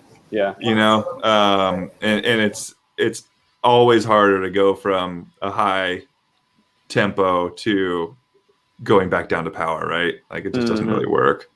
So I think that is, I don't know, that's at least how I think about it, or at least my experience with it. That makes sense. Oh man. So the times, like, besides like Caleb and Kyle weren't, all that impressive, but man, that race lived up to the hype. That's for sure. Yeah. Well, I think a lot of it has to do with what you're talking about, Nathan, is that wave, I think those young kids just got beat around in that one. They do not. No one can understand. Josh might understand because he's had to swim next to me when I put on like a weight belt and fins and paddles, and understand what it can look like when like someone big gets moving at like a high speed. But like, there's nothing like the 100 free wave off that wall, man. It's crazy. Yeah. Carson, you want to be a 100 freestyler one day? I think that would more be like once I can't do the 4 a.m. I honestly think the 100 free is equally as hard as the 4 a.m. in a different way. I hate swimming the 100 free, especially long course. I appreciate that. Yeah. Yeah. I'm gonna go out here and say, man, that 4 a.m. you could do a heck of a lot better 100 free than I could ever do a 4 a.m. Let's just say that. Yeah, 400 IM is not the race of choice. The 4 a.m. isn't once you get the strat. Obviously, nothing's gonna ever hurt worse than trials. But I feel like if you have a 4 a.m. where you hit your strategy and you hit your race plan perfectly, I think 100 free is probably more painful. Because the 4 a.m. when you're feeling good, that last 100 is you feel great. It can be. The 100 free is sort of similar. A good one you walk out of and you're like, I do that again. Bad one, you're like, oh my God, I'm going to feel that in 3 days. Yeah, Carson, have you ever had lactate come out of your eyeballs? No. I mean, maybe. If I ever had it, it would have been at trials in that race. But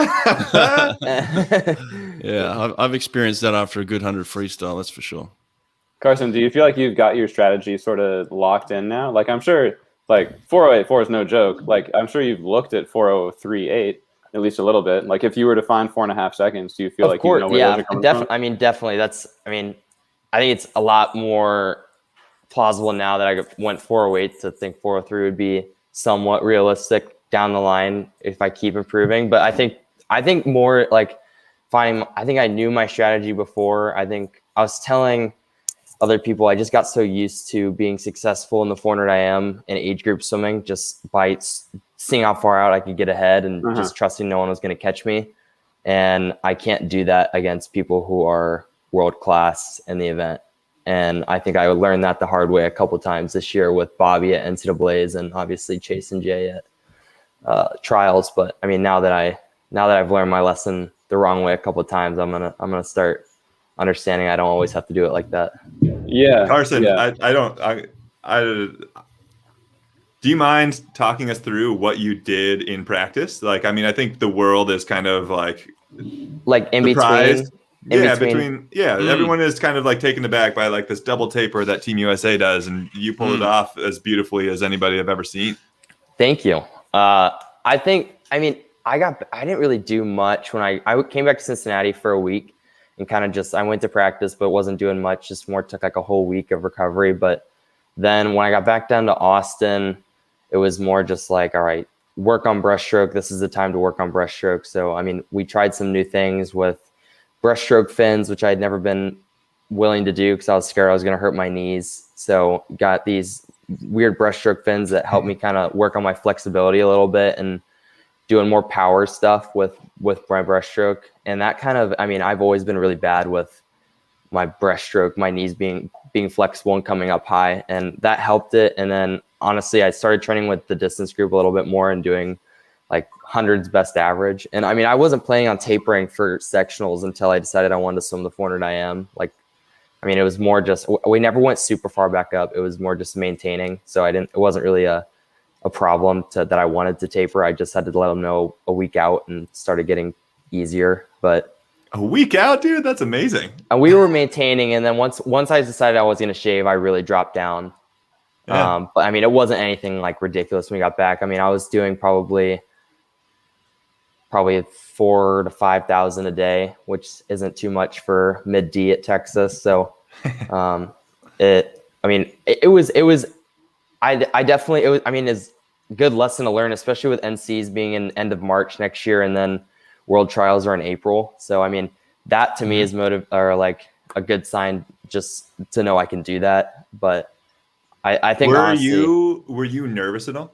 I mean, obviously you were saying you were working hard and all that good stuff, but was it like, I think a lot of people, especially their first time, qualifying for Team USA, doing the double taper, doing something like a 400 IM, 400 freestyle, whatever, especially the distance events.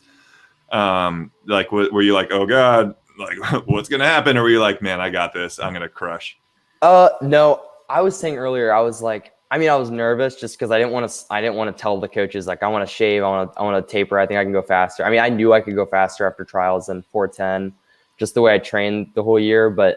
And so like before the meet, I was like, this is either going to be like a 415 or a 408. But I mean, I had a feeling I was going to go faster than I was at trials. But I mean, I was nervous for a different reason. I mean, if I was doing a double taper before the Olympics, I'd be nervous that I wasn't going to go as fast as trials or I'd to big competition. But I mean, I was more nervous just because I didn't want to go a time that I was going to be pissed about. So, I mean, I was more just, I mean, I was more nervous because like I shaved now, I rested again. Like I've told people I'm resting for this. Now I want to go 408 and the giant training block. Cause I haven't taken a break from swimming since we got kicked out of the pool last March. So, the giant year of training on a high note. It's awesome, man. Thank you. Yeah, good stuff, and great little future podcasting there from Nathan Adrian, man. Fantastic job there. Questions coming in. But Josh started it. You guys are good together. You could make a nice little team. I like it. All right, Hawk. Josh, quit your job. We're doing it. I haven't started yet. Brett, you got to make some furious goose noises for $5 New Zealand. What is that, like 10 cents or something? What's a goose noise? I don't know, but this was the first one we've ever had in the chat where they like give you a little cheddar, so you got to make a goose noise or something. A goose noise. Just give them something. All right, hang on a second. Goose noise.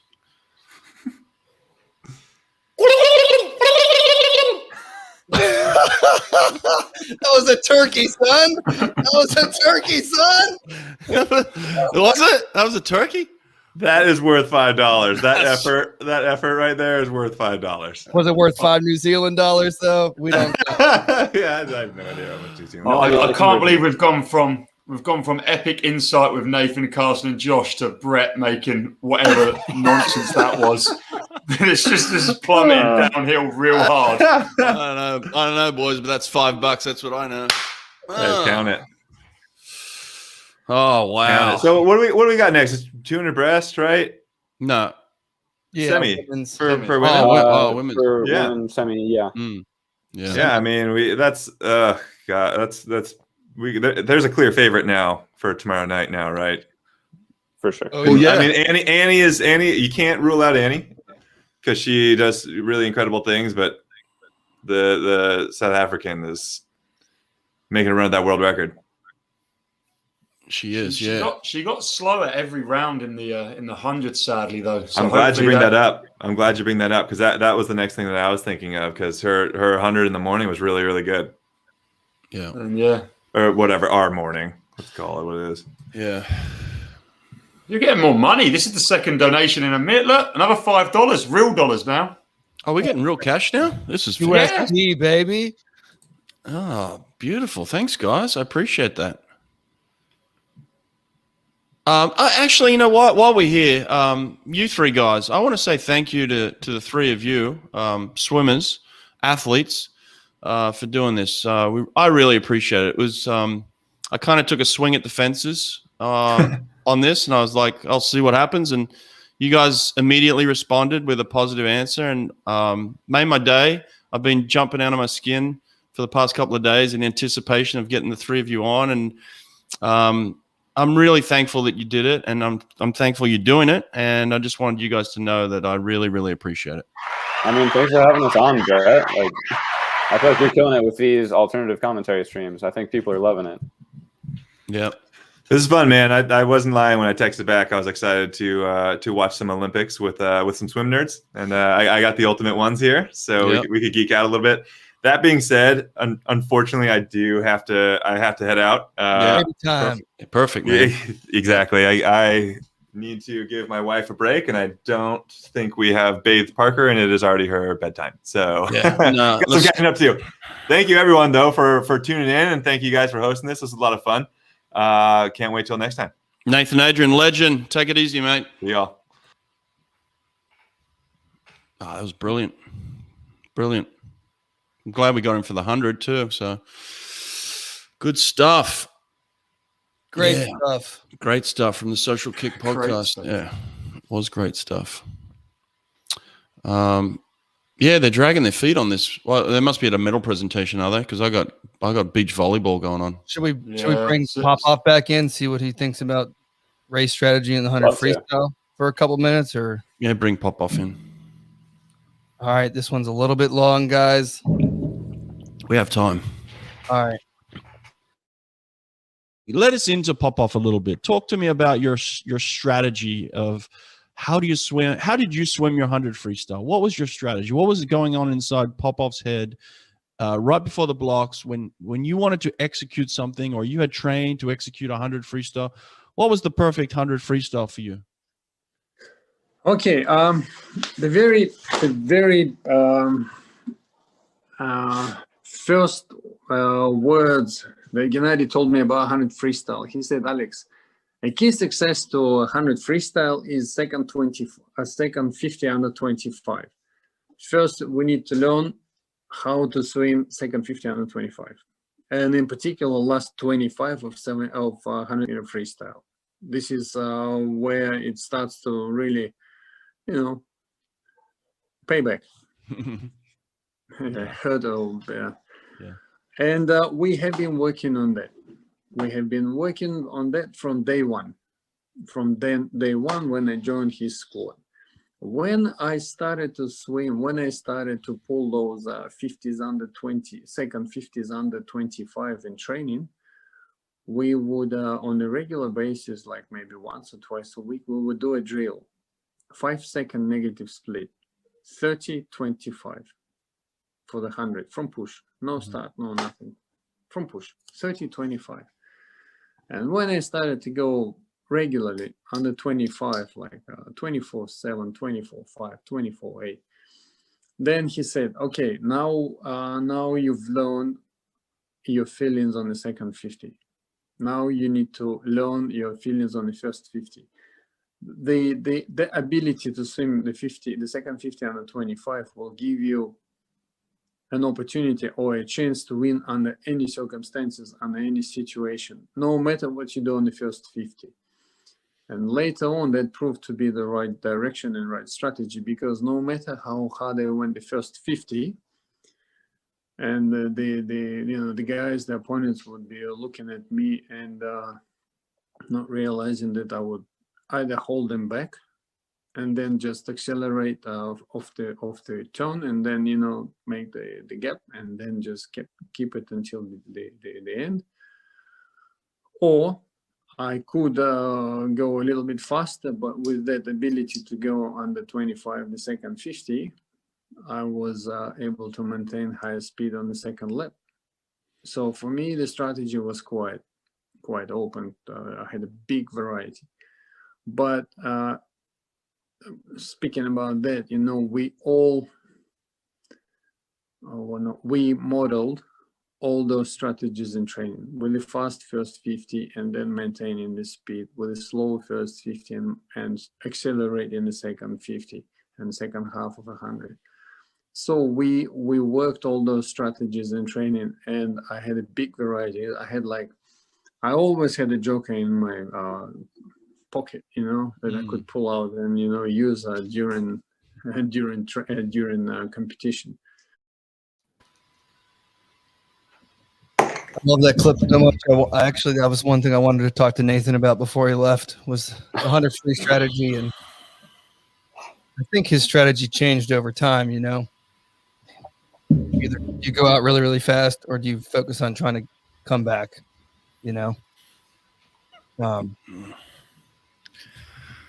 Brett Hawk, more like Brett Flop. What does that mean? I don't know. But I'll drink to it. Thank you for that comment. $20. What do we got $20 for? Whoa. $20 for bringing the boys in. We might have to split that between the crew here, Wow. I think. $5 each, I think. Carson can make money now, right? Hell yeah. I don't know about cash. Legal, I think. No, I don't know about cash. I don't think I can take any. What are you guys' thoughts? We seeing a world record tonight in the semi? Sonny, what are you thinking here? I was trying to breast. I think Abbey Wood's going to win because she has that extra fly kick, doesn't she? Oh, wow. Wow. You just throw your own girl under the bus? Jeez. It's good though, that little. All right. Well, here we go. I think we've just got our next topic of the night. Me and Josh were talking a little bit about this. We're discussing in some DMs earlier, but if you haven't seen Abbey Wood's video, she is clearly doing butterfly kicks at the end of every single cycle. Mel Marshall, Mel Marshall has come out during the ISL and all up in Energy Standard's face, in particular Shimanovic, for what clearly looks like a lot of butterfly kicks, either in the finish, on the turn, in the pullout, or as Josh was saying, now it's literally every stroke cycle. So, Josh, could you talk a little bit about what has happened in breaststroke over the last 5 years with the evolution of the butterfly kick? Yeah, sure. So, like in short course swimming, it's basically like the kicks into the turn and the finish. Those are just de facto legal because they're not getting called. And you can do it like the quote unquote right way, where you just kind of like lunge with your chest. And because of that force, your legs actually stay flat. They don't snap down with the ankles. But just because we don't have video to make calls, we only have video to overturn calls. people are just going to keep pushing the limits, I think. So sneaking more in off the start, and even sneaking them in every stroke cycle. I mean, this is definitely something that we've seen. So it'll be interesting to see, like, if FINA or even ISL is going to use all the underwater cameras that they have to start looking at this stuff. I don't understand. This stuff has existed forever. It's really easy to do. The FINA rules, though, for disqualifications, if they're not called, there's no retrospective anything. So yeah, if they don't call it right on the spot, then it doesn't matter what anyone says. Even if you appeal a disqualification, it can only be overturned if the disqualification sheet or whatever is filled in incorrectly. If they write that something happened, it doesn't matter if it didn't happen. If there's video footage, whatever, as long as they read it, it stands. Yeah. So the position of myself and Andrew Wilson used to be that anytime there's a breaststroke race swam, the officials should immediately DQ all 8 people and then go to the video and see, okay, who didn't cheat. And, hopefully it's like 7 or 8 guys, depending on who's in the race. But yeah, I mean, I don't know. The limits are going to continue to get pushed unless calls start being made, FINA just needs to change their own regulations. Yeah, they do. Just put the underwater film in there. Have one official sitting in front of a television or 2 officials sitting in front of a television and just squash that shit, In terms of Mel Marshall, so Mel Marshall coaches at Loughborough with one of the groups, which has Adam Peaty and Luke Greenbank and a few other guys. Dave Hemmings has the other group, which has Molly Renshaw, who's leading this semi-final right now. Abbey Wood, Max Litchfield, Joe Litchfield, and a few others. He's a very technical coach as well. Has some great content on Instagram and Twitter of underwater footage. So I'm not calling him out, but he would probably be aware of this if we've all seen it off this one bit of footage today. But yeah, she's not coached by Mel Marshall, but it is in the same national centre. Well, where are you guys at in the race here, Josh? Coming up on the 175. Okay. Just call us into the finish then. Yeah, Lily's starting to kind of build the tempo into the finish. Renshaw looks good. I really do like her stroke. Renshaw's on her she's left. staying real low tempo. But, yeah, it looks like the South African's going to take the dub. This is the other South African as well, right? Solidly into the final. Yeah. Yeah, it's the other South African. 2 of them. This one keeps her hat on as well, which is a pretty cool idea. I love it. Well, that's semi 1. Carson, what do you got coming up? Well, what's the next few months to look for? What month are we? We're at end of July. End of July. When does school start back? School starts August 20th. I first day of practice officially for Texas is August 25th. And so, okay. I mean, I got a good amount of time. I'm training right now until I'm going on a vacation with my family, but I'm going to train up until I go on vacation and get back in the water after that. So I'll take about a week out of the water, but I don't have anything big until, the college season. I'm hoping to get an invite to Short Course Worlds. I think that'd be pretty cool. Why don't you give a little shout out love to your club team? I know obviously everyone knows that you swam for Texas, but you came from somewhere. So let the audience, if they don't realize, what state you're from, who your coach is, that sort of thing, let them know. Yeah, I think I saw my coach in the comment section earlier tonight too. Oh, really? But yeah, I'm from Cincinnati, Ohio. I've trained with Mason since I was 13. That was a big deal to me to represent Mason at trials this year because that's who I was going to represent last year. And Mason's done so much for me and my brother and Adam Cheney. We have a good little group of guys who are in college right now who had a pretty good year. And I think a large part of that goes to Ken Heiss. He prepared us. He runs this team like a college team. So it was a pretty seamless transition going to college. So a lot of the credit goes to him. Nice. I had Zoe Thatcher out of that club team a few years back. So yep. Good team, man. We're about to get a 50-meter pool. I was just about to say, I think I had dinner with Ken before the whole pandemic thing. And he was saying like, oh yeah, we're building a brand new 50-meter pool. Yeah, I just saw it after trials and it looks amazing. Ken was saying, I think it's going to first open in October. So it's pretty close. But I mean, right now all we have is one 25-yard pool. And then the summer we switch it to meters, but we have to drive like 45 minutes to train long course, or I say we had to when I was in high school, but yeah, it looks awesome. It looks like a pool you could host like a pro series in. So it's pretty exciting. It's always exciting when you get a brand new pool. Yeah. They seem to keep popping them up everywhere. We have a little town just across the water, Hampton, Virginia, and they just approved and broke ground on a $20 million facility. It's pretty cool. Very nice. Coming out of here at the 757. All right, here's one of my girls that I used to coach at Auburn University, Annie Laser, coming up. As I've said a couple of times, she got much faster after she left me, so she's smart move there. She's incredibly good. She's tough, man. I'll tell you what, this girl's a racer, and never count her out of a race, man. If she's behind, she's going to chew you down. She's going to run you down. She's a competitor, so I'm expecting to see some good things here. And me too. Yeah, it's an interesting field. Yeah, Josh, you know it too, right? Yeah, she's great. I mean, stoked to see her come through at trials.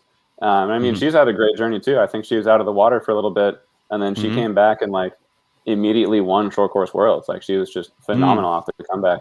Also, I just tabbed over to the comments for a sec, and someone said something like, if Lily King wasn't strong, she wouldn't be that good. Yeah, you're allowed to get strong as an athlete. That's like a thing you can do to get better.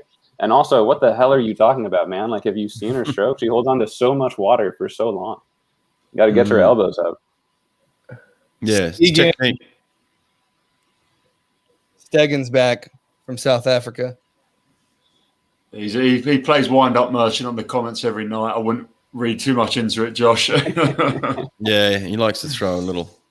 Sounds like Kelsey Wog from Canada was disqualified in that last heat. She was seated. Oh, she was. She likes a fly kick, doesn't she? She likes a little whoosh, whoosh as well. Well, I think we've established most of them do. I'm staying away from this. Yeah. Don't bring Josh in. But where are you guys at in this race? 50-meter turn right now. Okay, good. Yeah.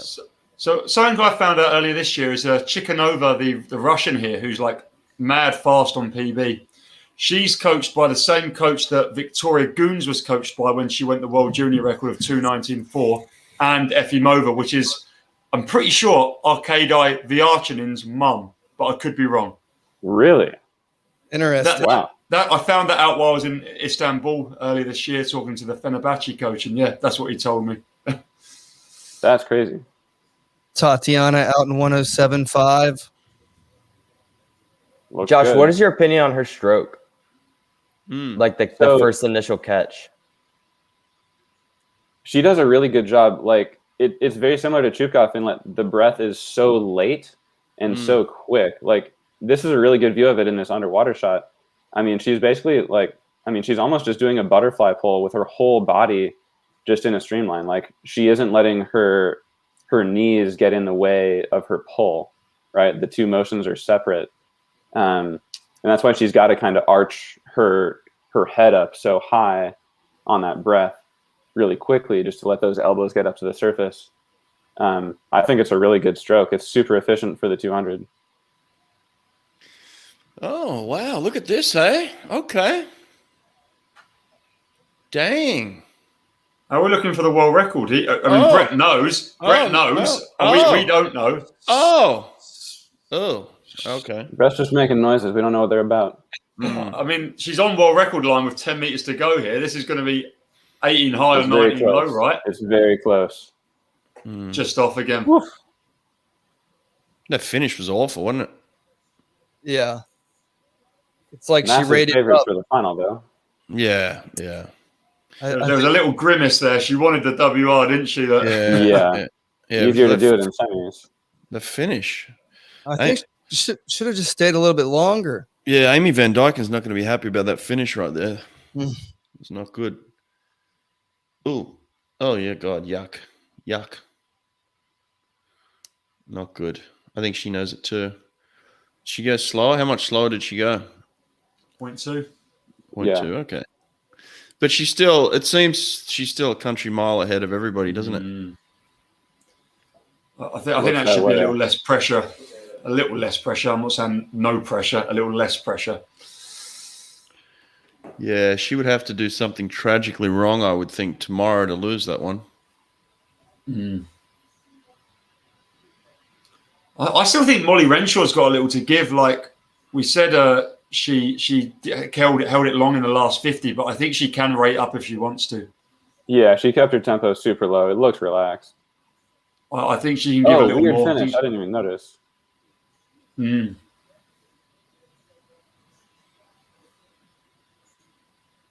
Yeah. The next event, I kind of forgot this was on the books here, but Carson, talk to me about your thoughts on the way Michael Andrews swims this 2 IM. Yes. I mean, it works. Obviously, I mean, it goes 155.2, and thank you. I will say it's very annoying to swim against. Okay, good. There we go. I personally hated swimming next to Michael at trials in the semifinal, just because I felt like, not because like I was behind the whole time. It was like I can deal with being behind. I feel like when I know it's going to happen, and I can just try my best to run him down at the end. But it was more so that like, and granted, I was on the lane line in the race, which I probably shouldn't have done with Michael, but I was just getting the wash from his lane the entire time. And even the breaststroke, because his breaststroke kick is so absurdly wide, and he like just throws water with his feet, that I just felt like I was literally getting like, I felt like he was like just splashing me the entire lap on breaststroke until he got far enough ahead that I like couldn't even feel him anymore. But I mean, it works. I don't think he should change it, especially the way he trains. I don't think he should try and change it. He's not going to ever do a 4 IM, so there's no point in trying to fix any strategy. If he's beating people with it, he should keep doing it. Yeah, if the strategy works, why fix it? Yeah. Did you think, Josh, did you agree with kind of Michael Phelps's assessment on that it was a training flaw that he couldn't finish the race? Well, if you're swimming it like that, no, I don't necessarily agree that it's a flaw. It's like, I feel like in the 2 IM, you're allowed one bad split, right? Some people have a bad backstroke split, hand up. Some people have a bad breaststroke split, right? You're allowed one. It's just very rarely freestyle. And if your other 3 are so damn elite that you're beating everyone by like 3 seconds to the 150, like, why change it? Like, use your strengths, like compensate for your weaknesses, right? Like, don't do it the other way around. Like, don't take away from your strengths and try to do a little bit better at your weak stroke. Like, dude, send it to the 150. Be like 3 seconds under record pace and just hang on. Yeah. Carson, is it still daunting when you go from back to breast and kind of take that first look in breaststroke to see somebody like, 5 meters ahead of you? Personally, for me, it was at trials, just because I'm normally a type of person who likes to swim out in front, especially because my 2 best strokes are flying back. Right. And so like to be that far behind going into my worst stroke wasn't a great, but I also know that I'm going to outsplit Michael, hopefully by close to 2 seconds on the freestyle, which I didn't do at trials because my last 50 was not good. But I mean, I think, it's definitely done. But the thing I was going to say about this one is I think Michael's going to win tomorrow, if I had to guess. But I think Duncan Scott, someone who's just like can reel people in, and that's where he's at his best, when he's just swimming from behind. I think he's going to end up making it a lot closer and maybe surprise people for a second, just because that's when he thrives. I feel like not many people in the heat at trials like thrive off trying to run people down in that heat. I mean, it was me, Chase, and Kieran and Selskar. And I mean, they're good freestylers, but I don't think anyone has the type of like clutch last 50 like Duncan Scott. That's why I'm so hyped to watch that race tomorrow. Yeah. Like, I'm glad Michael swims it the way he does because it's going to look ridiculous. Like, they are opposites. Well, we're having this conversation now because we're about to see two semifinal heats. Yeah, Duncan Scott's up, and we'll see what happens here. And so Swans is also a medal threat for sure. We've got Dad Bod Laszlo Shea as well. Oh, that's right. Laszlo Chase swimming in this meet. Yeah. Yeah. He went 157 this morning. Crazy. I did not know got that. It. Still got it. I mean, not at his best, but still fast. Oh, that's great. I think. Oh, sorry. I was going to say I think Duncan might win tomorrow because I was talking to one of his training buddies earlier, and he's not happy about that 2-3. Even though he lost to a Brit, he's not happy. He hates to lose, like fuming. Wow. Is this him right here in lane 4? No, he's lane. That's the Splunch, the Swiss. 3. He's in lane 3. Oh, let me change the ticker. I'm sorry. Speaking of Old Man River, he's out in the lead in this first 50 here. He's absolutely gone. Yeah. Just imagine he makes a final. He could well make a final. He's swimming this. He's swimming to win, Laszlo. The Swiss guy, Desplanches, in lane 4 in the middle of the pool. I saw the Splunches earlier in the meet. He done 100 breast in like heat 1. He went like 60 flat. Yeah, he's really good. Like literally heat 1 or 2. He was probably stoked with it as well. I'm guessing it's not a main event for him or anything, but good breaststroke. Oh, we got some lane 8 smoke out here again. Japan. Oh, Seto. That's Seto. He's decided to turn up to this meet. Just wait till the last 50. He was 16th out of the heat. 16th. I'm not ahead, but I just think his last 50 is going to be bad. His breaststroke was fantastic. Leading it out. Sato looks like he should have looked about 5 days ago. I think he's pissed off.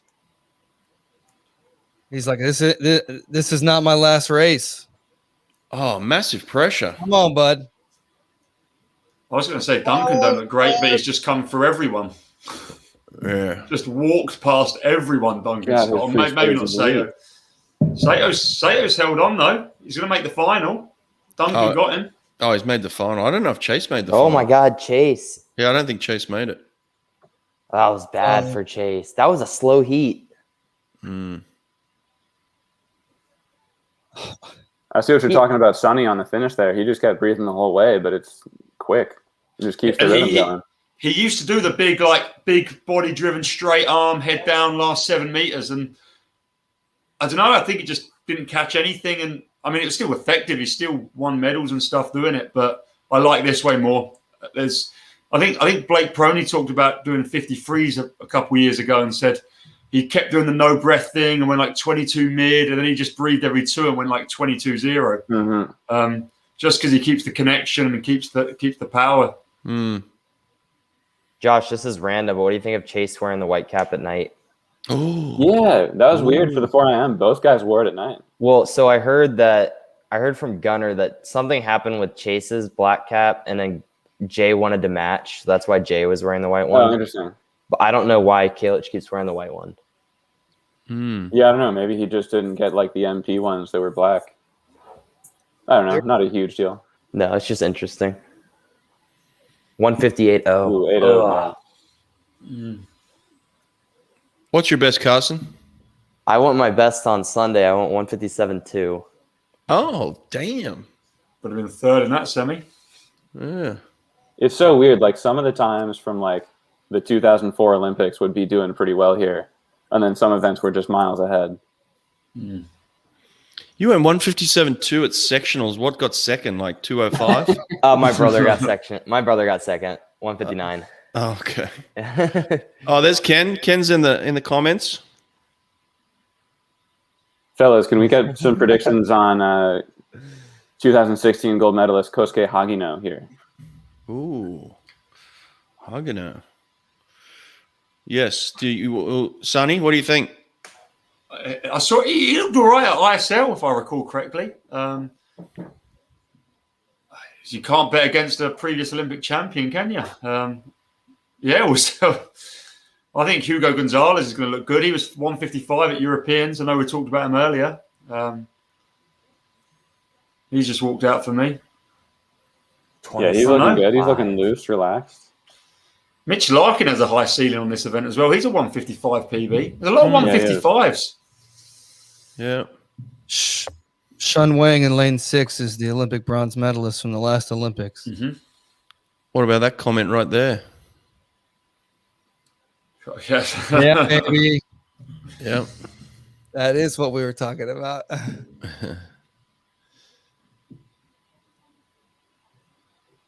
Oh, someone just said Hagino laid a 147.7 turd on the 800 free relay last night. Oh, God. Oh, let's see these splits, actually. That's rough. That was that. Talking of your podcast, Brett, when you had Jimmy Guy on and he said how Hagino come and trained at Millfield years ago. That was the most ridiculous set I've ever heard of. Like, he pushed a 51.1 off 3 100s off a minute long course, and on the third one went 51.1 or something. What the hell? What the hell? Yeah. Yeah. Carson, I think you're right. Duncan Scott might just be able to run Michael Andrew down because he's slowing down so much. He's coming like a freight train. I think if Duncan, wait, are you guys already watching it? No. I'm just looking at. I'm just looking at these splits. If Duncan gets his, I think he needs to be out faster in the fly, and if he gets his breaststroke, if he even dips into the 33s, like 33.9, puts him in a position where he's like 128.5 at the 150, and he splits anything under 28. I think I don't know if Michael's going to go with. I don't think Michael's going to go 20 or 55.2 again, but I don't think he needs to win. I think he just needs to go 55 something mid, 55 mid, and I think that'll win. So as long I think he can add a bit and still win. I just think the 2IM's not that fast this year. I'm really excited for this. I want a 23 out split. Oh yeah, for sure. Which would mean that he'd be a second and a half in front of Dunks at the 200. I mean at the 50. Duncan was 129.1 at 150. How far ahead? 3 seconds? 4 seconds? Who's in lane 8? Who's in 8? Matt Sates from South Africa. That's the young kid. Wait, I think I saw someone in the comments to say something about him. Yep. Yeah, he done a few time trials to qualify from this. I think like he had like 3 or 4 2IMs. Or I think it might have been him, or it might have been another guy, and then he got it on the last attempt or something. The A cut. 24-0 out. You guys get that? Yeah, 24 flat. Yeah. Michael Andrew looks like he's a little low in the water, to be honest. Josh, what do you think of Michael Andrew's breaststroke? Because it's another very unorthodox stroke, isn't it? Dude, the range of motion that he gets on his kick, I think, is unmatched. I mean, the way Carson was talking about how he throws water with his feet. I mean, just look, even the underwater shot of his pull out there, he can get his feet so far forward down the pool. I think Brendan Hansen, used to be the best at that. Michael, in my opinion, has taken that to a new level. His kick is elite. It's crazy. The assistant coach from Arizona State, Herbie, he had a great tweet last week that showed Chupkov how wide he goes on his pull, how wide Michael Andrew goes on his kick. Yeah. His kick is wild, isn't it? But his knee stays so narrow. I can't do it with my arms, but it's like knees touching. Oh, Michael's not going to go unless he has something in store for those last 50. He's not going that fast. Oh my goodness! China. Yeah, I think he just was chilling those last few strokes. I love big. Yeah. Who was chilling the last few strokes? Michael Andrew. Oh, are you out of he your wasn't mind? chilling. No he wasn't way. chilling. He was. What? He was relaxing, man. It's like one of the lights from the ceiling just unbolted. Came straight down on him. There was one 2IM from him this year where literally his arm went out for the finish, and before he touched the wall, he got another breath in. Like that wasn't what Duncan Scott does. That was like, just one more. Yeah. Yeah, I don't know, Carson. I don't know if he's going to win this thing if he finishes like that. I take that back. I think my money would be on Duncan Scott. I mean, Michael looks gassed. Yeah, he's gassed right there. He was gassed. I already texted Pebbly and said I think Michael Andrew's going to win tomorrow, so I can't go back on that now, even with this new information. Even with this new information. Kalic didn't even make it, right? I don't think so. Laszlo Che made the final. Did he really? Good for Laszlo, dude. That's awesome. That was a slow semi. A lot of 157s. Mitch Larkin, Hugo Gonzalez swam poo. Yeah. Laszlo's in 8th. Hagino made it. Well done, Laszlo. He must be another one who's like made every Olympic final since like 04, right? He must have made it in 04. 30.6. Yeah. Yeah, for sure. Let me check that. Have we got the 800 free or 1500? We got a 1500? No, I don't think so. We don't. What is it? The medal ceremony. Oh, it's a relay. Good. Then we got the 4x2. Okay, sweet. Yeah, these nights they add up after a while. I'm out here on the East Coast. Laszlo Che didn't make the 2016 Olympic final, but made this one. This one had to have been way slower, though. Yeah, it was slower. Yeah. It was 158.8 to make the 2016 final. 158.8. Wow. Sure. Jeez. What was this? What was this one? Do we have it? 57.7.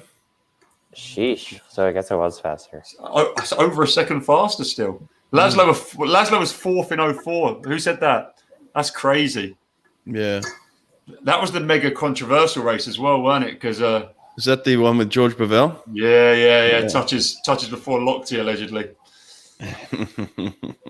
Yes. Oh, wow. A lot of positive comments from my personal feedback stuff here, guys. Everyone's saying you guys are awesome, so good job. I love to hear that. If you get negative feedback, don't tell us. I haven't. It's usually just me with the negative feedback. Brett sucks. Well, it's just your dad giving you positive criticism. Oh yeah, my dad throws some in every now and then. Hey, mum and dad. They're in lockdown in Sydney, so they're bored as shit. Oh my god. Yeah. They've been in lockdown for like 2 months. I mean, it's horrible. Have you got anything else anyone else could drop in on the podcast here to give us a little pick me up? You got anyone? You got to have someone back there. You got someone tucked away in there. I remember my first time I ever met Laurie. My mum drove me to Chandler, and we walked into the pool there, and there's Laurie walking up and down the pool, barking a few orders, and I walked up to him, and my mum introduced me to Mr. Lawrence. Says, my son Johnny wants to come and swim with you. And his first words to me said, "Son, are you hungry?" And I said, "Oh no, I've had some lunch not so long ago. I'm okay." And he said, "Not hungry for food, you idiot. Are you hungry to win?" And I thought, oh, well, I'm stepping into a different world here. And it went from there. And I knew then that Laurie was going to be, a really good coach for me and send me on to a path of excellence that I was hoping for. Carson, if you haven't seen that race, mate, one of the greatest in history, 84 200 butterfly, John Sieben. Incredible race. Yeah, I've never seen that. Not hungry for food, you idiot. Such a great Aussie accent too, doesn't he? Not hungry for food, you idiot. Classic. Josh, it seems like you're getting darker and darker. What happened back there? Yeah, I know. The lights are not bright enough, and my laptop camera is also really bad. My laptop is from like 2011. It's it's on its last legs. I'm sorry, guys. That's all right. It just looked like you're fading into darkness. Yeah. That's all good. Normally on Zoom, I can say like adjust to low light, but I don't think I can do that here. Question for Carson here. What's this one? Let's have a look. Let's give him this question. There we go. I mean, I just put that in the comments like 5 times. Yeah, I know. He won't stop. He will not stop. But, I mean, I gotta go 406, 405. I mean, even 407 before I go 403. Likewise with the 2 IM. I mean, I haven't been 156 yet. So, I mean, obviously those are, going to be like career goals to eventually get to that point. But I still got a lot of work to do before I even get into that realm. So, I mean, that's obviously a long-term goal, but got a lot of work to do before that. Were you worried when Eddie did announce his retirement? Were you a little panicky? No, I wasn't. I committed to Texas knowing that it was likely that Eddie wasn't going to be there for my entire time, especially planning on swimming post-college. I mean, I knew I was going to eventually have a coaching change. And there was talk throughout the season of like some guys speculating that it was going to be his last year. But no, I mean, I wasn't worried about that at all. I mean, I love Wyatt, and I think the world of Wyatt, and I think he's going to be an incredible coach. And so yeah, not at all. I mean, cool. I love Eddie, but he's taught Wyatt a lot, and honestly, in the short year I've been down there, Eddie's taught me a lot too. Yeah, awesome. Here's a good question. Have you guys watched any other Olympic sports this week other than swimming? Yes, badminton. Badminton is maybe the best Olympic sport to watch. It absolutely rules. Wow, badminton. Hot take. Yeah, huge badminton guy. Who's killing the game in badminton? What country? Southeast Asia, mostly. Just in general, the entire region. Does your wife play badminton? I think she grew up playing it. It's huge over there. Yeah, I gotta find a court. I want to get out there and try it myself. It looks awesome. Yeah, it's a great sport. Speaking of, I think I might tap out for the last relay, go have some dinner with the wife. But fellas, thanks very much for having me on. And Carson, great to talk. Great insight coming from you, man. And thank you. Nice swimming. That is nice officially getting to, kind of meet you, but it's awesome. I've always kind of looked up to you from afar. So yeah, great to finally meet you. And I will most likely not be back. Thank you for this commenter for his support, though. All right. Good night, everyone. See you, buddy. Cheers, Josh. Good night.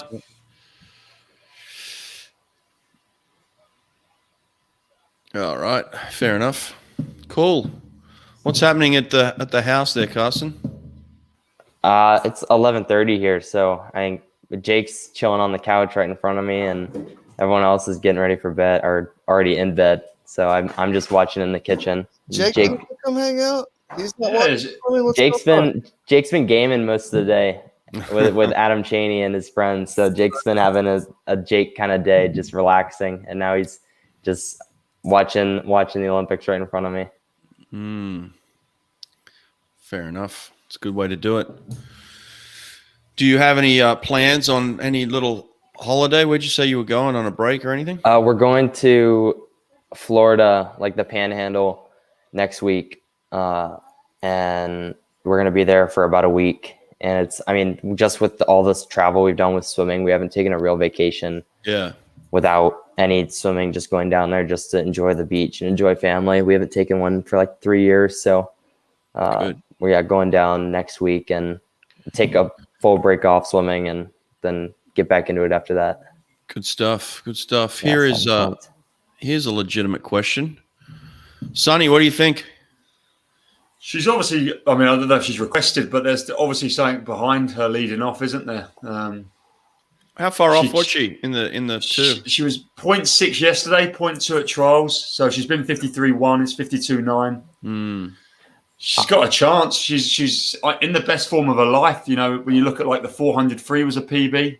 I think she's got a chance. I'd love to see it. I'd love to see another world record go. There could be 2 in 1 because I think the overall record's going. Oh yeah, that one's definitely going. Yeah, for sure. I think so. Do you guys think Titmus is the best swimmer in the world now for women? Do you think it's official now?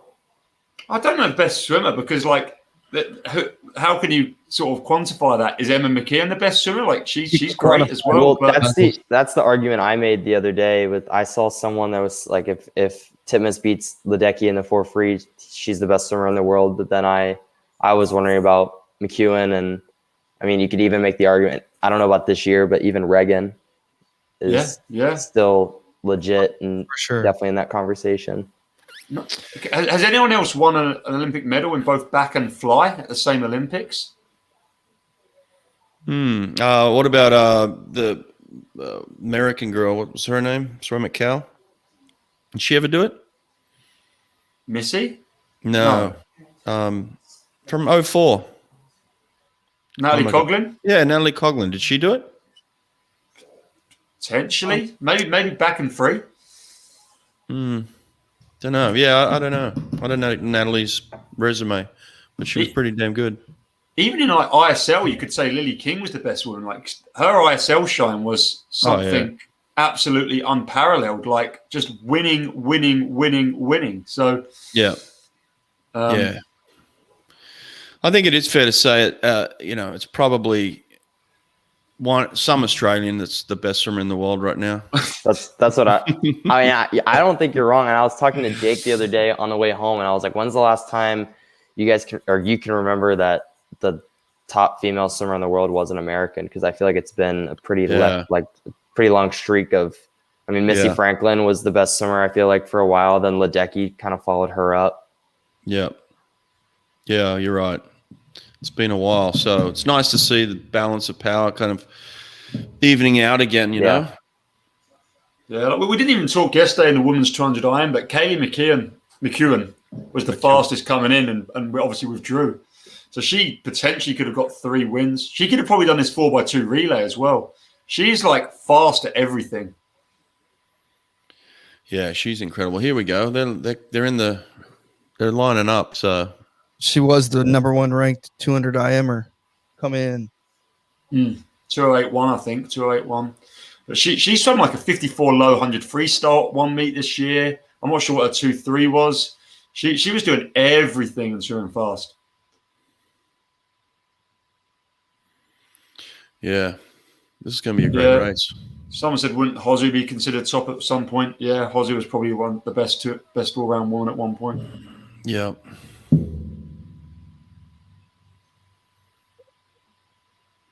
I don't know if it'll be a great race. It'll be a domination by your folk, Brett. Listen, I think the US have subbed out pretty well here. They're gonna be decent, you know. Who have the US got? I don't know.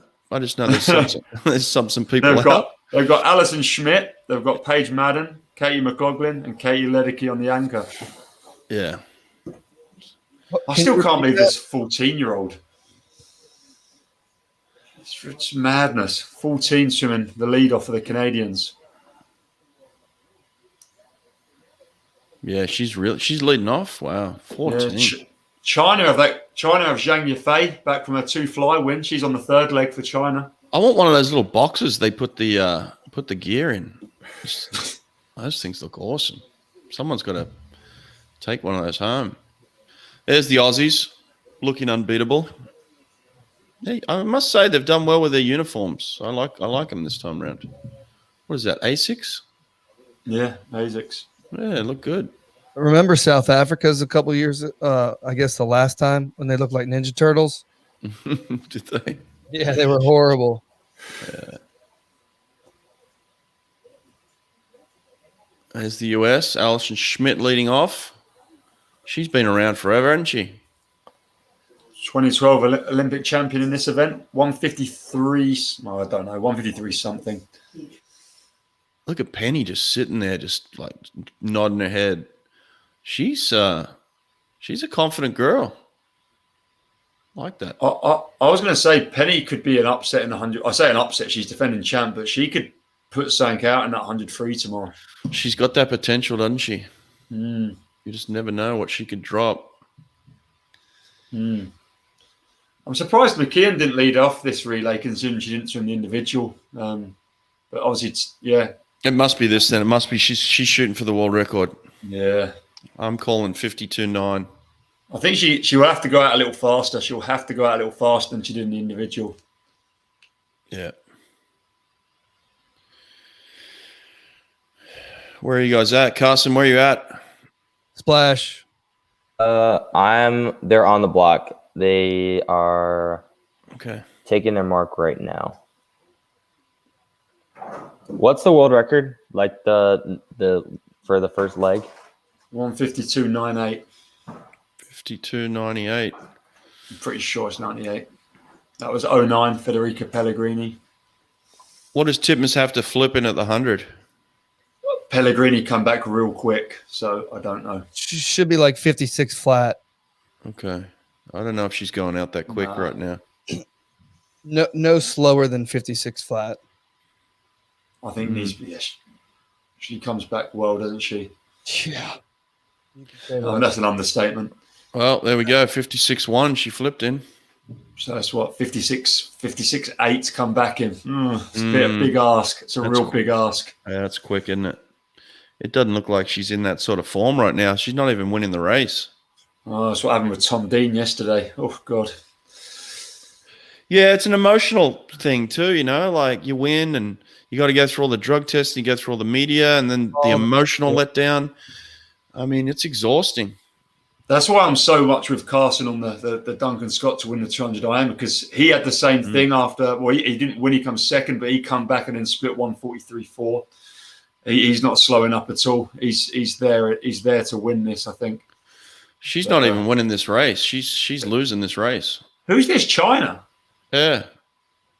So Bobby Guntora is texting me right now.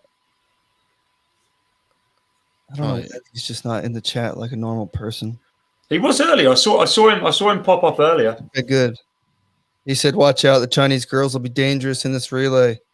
They'll contend for the medal." They touch first. She weren't going for the world record. That's for sure. No.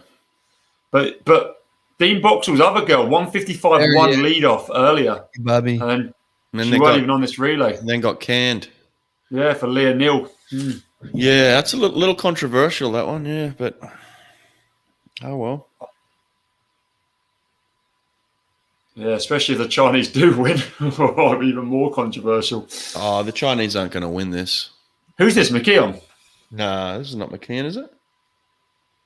Yeah, McKeon. That is? Come on, recognise your swimmer's strokes, Brett. Wow. She's dropping that right arm a little bit. Go over and coach her. Go over and coach her. No, I don't think Bowley would appreciate that. She's just moved ahead of world record pace, so maybe you've got to drop the right arm. Yeah. I don't know if I like where the Americans are at right now. In third? Oh, I'm behind you guys, I guess, then. The Canadian team's massively stacked as well, and I reckon that Chinese fly is going to be fast on the third leg. I mean, 2:03 for fly is pretty damn rapid on its own right. Who's swimming this leg for the US, this second leg? McLoughlin. Paige Madden. Yeah, it looks like Paige Madden. Paige Madden's having a great swim. She's another UVA girl, isn't she? Yeah. Yeah. Tell you what, though, China is just not going away. They want this relay. Watch this third leg dive in and swim butterfly for the first 100. She's actually gone past. She's gone past Emma McKeon. She went past Emma McKeon. That's outrageous. I don't know what's happening here with the Australians. Bobby Guntoro's put it down as well. Bobby from left field didn't even want to put this in the chat. He was so unsure of it. Just text Nate.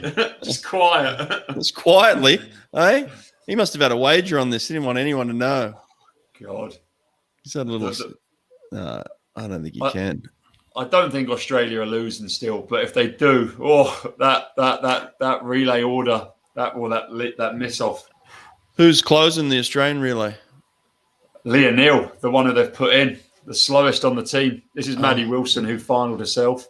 Oh, wow. Australia is not running away with this at all. Yeah, this one. 155.3 for McKeon. She was slower than the lead-off leg this morning as well. Oh, God, those girls have got to be upset. China have got Binji Lee. She's like a really good 800 freestyler, 400 freestyler girl as well. on the last leg. This could be that calculated misstep that Australia take. Yeah. Everyone's had a little. Relays are tough, you know. It's easy to be critical, which I mean, we all have been. But you know, GB have messed up. Hey, Katie is looking good right here for America. She's That's looking great. If Australia put their weakest at Come the on, back, bro. I don't know if Katie Ledecky might catch someone. I was going to say she's got 2.5 seconds on her. Like if she goes, she's got 2.5 seconds on you're her. right. Hey, Carson, that's a great call. Ledecky could run this down. This could be a shining moment for Ledecky. Yeah. Oh, Australia's in all sorts of trouble. They're not even touching first on the changeover. Oh my God. The Chinese women's come back again. Oh, this is going to have to be some type of swim for this back-ender girl. They put some pressure on her. She's going to have so much pressure when she's like barely paying off her spot. I'm with Carson on this. I'm calling Ledecky for the win. Oh, wow. We have some kind of race, boys. Oh, Ledecky looks like she's after it as well. She looks better than she did in the individual.